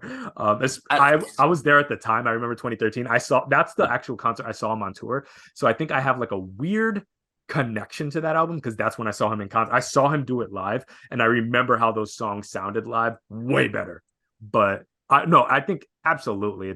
I mean, it's if you don't count his first tape, Bastard, I think Bastard's probably his worst work because it's just its rhymes are not great. It's overly edgy. It's yeah, unmixed. It's a mess. But of his albums, I think yeah, Cherry Bomb's not really I it. can see how Cherry Bomb's better in live because a big problem for it with me was that the production and the beats kind of overshadowed his Yeah, words, and you couldn't really hear what he was saying because the beat was so loud. it's very jumbled. Um, Yeah, yeah, but I can see how that's a lot better live. But since um you're not a Future fan, are you big into Earl Sweatshirt? I I love absolutely her. love Earl. Love him. I Yeah, love him. Hive. I know every word to Hive with Ben Staples. Yeah, It's one of my favorite songs of all time. yeah. I was a But big I remember I go back occasionally and watch that like little cipher they did with all of them. yeah, yeah. What I forget Rella what it's or no called. no oldie. Oldie. That's the Yeah. one where it's like 9 minutes of them just all rapping. Yeah, no, I'm a huge fan of that. Earl's album, I don't like shit. I don't go outside, is so dark and so good. I feel like people kind of sleep on that because everybody knows Doris, and then everybody knows kind of when he came back and his style had completely changed and he started using the off kilter instrumentals and stuff like that. But there is that album in between. I think it was like 2015 he came out with because Doris was Mhm. 2013. So yeah, 2015. I I don't like know, shit. dude. I don't go outside. Anybody who hasn't heard that album, listen to that shit. It is anti Flower Boy. So like everything that is bright and pretty and sunny and melodic about Flower Boy, they came out around the same time. I remember that is the album to go to. I love that album. But yeah, Earl is I like sick. the one with Wool with Vince. I like him and Vince a lot. Earl and Yeah, Vince Staples, like I they're just love such a Vince too. good like duo. He's so good, bro. He's another like person that's consistently put out good albums. Like his Yeah, newest one, I think it's just titled Vince Staples. yeah, So self-titled. good. Yeah, that one. I even like Big Fish Theory. I know that's the one everybody shits on. The electronic sounding one. I love that album. That because I just Oh like yeah. that it's so different than everything else he's done, and I appreciate that it's not like typical normal West Coast music. Like it's just he went in a whole different direction. So Big Fish Theory, with his like an FM album, it's like kind of like a shorter EP of his is really good. The Yeah, what's the one where the Summertime. house is like on fire? Is Yep, that's it. That's it. that's it? Okay, yeah. There's a song on there. It's like blue suede shoes or something Yeah, like yeah, that. I yeah. That like that song one a is sick. lot. Yeah. So yeah, no, Vince Staples is amazing. But yeah, lots of great music out there. And you said you keep it mostly in the rap world, right? Yeah, usually like every Thursday night, like 12 a.m., I'm hitting the new music Yeah, and me going too. through Yeah. seeing, yeah, what's new. Hasn't been a whole lot recently, but I'm waiting to see if Drake drops something good in a couple days. Yeah, in As the long as we get rap world. rap Drake, I'll be fine. If we get singy Drake, I'm turning the album off. So for Like, Drake, I would imagine you're more if you're reading this, it's too late type Drake is more your speed or like views. Like, do you have really, a preference? I like most Drake. I don't have a problem with singy Drake way back, like early Drake, singy Take Drake. It's care. recent singy Drake that's Yeah. just bad. Okay. Like, honestly, never mind. Was just I don't atrocious. like that It album. was so bad. I think the only good song on there was like Sticky. That song was good. I do like And Sticky. then the Yeah. song with 21 Savage that was pretty good as well. What was it, like Jimmy Cooks or something like that? Or was Yeah, that on Jimmy something Cooks was else? that. Okay. And then they Yeah, came out with Her Loss, which is the whole album of them too. But I like that one. yeah, me too. See, I like Rap Drake now. Even the most recent song with SZA, it's like Slime Me Out or something like that that just came out. SZA, perfect. Drake, I just could not like. SZA rapped more in that song than Drake did, Yeah. and she's a singer. She's a singer. I like rap Drake, but I make a distinction that there's a difference between rap Drake and like trap Drake. And trap Drake is Yeah. good too, but that's like Her Loss. I like rap Drake like 5 p.m. in Calabasas. Like when he gets Okay. rapping, like punchlines, like he's doing I like that Drake too. Singing I can do old. Like I like Marvin's Room like everybody. I like depressed Drake, like has you crying about a girl you never had type type music. I'm cool with that because I grew up on it. Like I grew up on Take Care, so like I was yeah, Take Care came out in 2011. I was a junior in high school when that came out. Like if you want to talk about angst, like I was all up in it. I was crying about a girlfriend that I didn't even have at that point. So it was a beautiful time to be alive. But now I am excited for this album because he's a little bit on a stretch now of albums I haven't loved. I'm not counting Her Loss because that's a collab album, but the Honestly Nevermind, CLB, Scorpion run has not really been my thing. He's just been very radio hits very lately. Very. Like CLB or not CLB, Scorpion was very like radio It's hit like heavy. stock There was a music. couple, Yeah. yeah, it was pretty. There was some good stuff in there, but nothing crazy. Then you had like CLB, which I had a couple. There was a couple good songs. No Friends in the Industry was Yep. so Yep. good. I love that one. There was like the what's it called, Love All with Jay-Z was really Yeah. good. But then there was stuff like what was the song called with Girls Love Girls. That one was just kind Oh of yeah, yeah. weird. Yeah, Yeah. it was just weird. It was hit or miss, and then honestly, never mind. Was just Not it. yeah. But then Her Loss was great. I loved him and 21 Savage are another one of my favorite like duos. I love 21. So Yeah, me too. And yeah, it's one of those things. What the last undeniable for me, like this is a great album from Drake was Views. That was like the last one I think that I like. All the rest have good moments but the rest of it is just not really my speed. He's had like some tapes here and there that have good moments, like KMT with Gigs. I remember that's kind of like an Triple X Tentacion flip type song that is definitely a rip, but it's also kind of a fun song. So he has like its moments here and there. So I'm keeping a close eye on this project because I'm like, okay, I know he's capable yeah. of good music. So it's not like he's like ass at all. It's just I feel like honestly, Nevermind frustrated me because I had a lot of people who were like, no, it's good. You just don't get it because it's house music, which blows my mind because I am a huge house fan. So don't tell me I don't get it because it's house music because that is the What shittiest house was beats imaginable. house music would be like? So there's a couple of different directions. You got like Chicago clubhouse that is just kind of like EDM music that you like deep house, future house, and then there is modern house music that's more popular. It's actually called bounce or like K Tronada is a good example of kind of Oh, okay. I know what Yeah. modern house music can look like. It's obviously more inspired by rap and R&B, so it's going to have more of a kind of about that's why it's called bounce. It's like a subgenre of it that's inspired more by R&B and rap, but that is good modern house music. What he was doing is like weird Coles music, like something I'd hit a Burlington coat factory and like Yeah. like I'm like, what are you Do you like talking about? do you like Chance the Rapper? I used to. I You wouldn't. used I wouldn't say I Okay, currently that's do, fair. but Acid rap was like, or actually coloring book was pretty good yeah, too. coloring book and acid rap. You couldn't tell me nothing about it. And even I like Pende, the tape right before. I forget the name of it. It's Pende, yeah. but ooh, the big what is it? The Big Day or something like that. The Big Day. I didn't hate it. It wasn't great, but I didn't hate it. Yeah, Also, I'm not like a religious person at all, but if me you throw neither. a choir on a rap song, I am like, bro, this is the best thing I've ever heard in I my love life. gospel rap. Like Yeah, I yeah. like, oh yeah, anything like, and I'm like I said, I'm not religious at all. I never really went to church, but like you throw like a choir on that with like a rap beat in the background, like War Baby by Roddy Yeah. Ricch. Yep. When they start coming in and singing the chorus, I'm like, makes me like this. Yeah, absolutely. Yeah. And that's why like, like the intersection between like what Chance does and what like Kanye does. I like the gospel inspiration in rap music as well. Oh, I just can't do the I love my wife folding laundry music. I can't really do that. I can't go that far with you, Chance. Like I love you. I also live a similar life where I am in Zen now and I have a nice house with my fiance, but I can't listen to the rap where you're just talking about like I love my wife and I'm gonna ride my bike yeah. and fold my laundry. We Go High though. I don't know. Have Yeah. you like We Go High? That Yeah, I song think it's pretty is good. so good. I also like the one with what's their name? Not TLC. Crap. It's an older like girl like group. Uh I'd have to pull it up. Because I've only listened to that album like 3 times and it was years ago, so I don't fully remember it. But he has some singles lately that were actually quite good. That I'm thinking. There's a The possibility Heart he and the run. Tongue. Oh, and Vogue is I think who you're talking about. Mm. Yeah. Invoke. That song is my favorite on the album.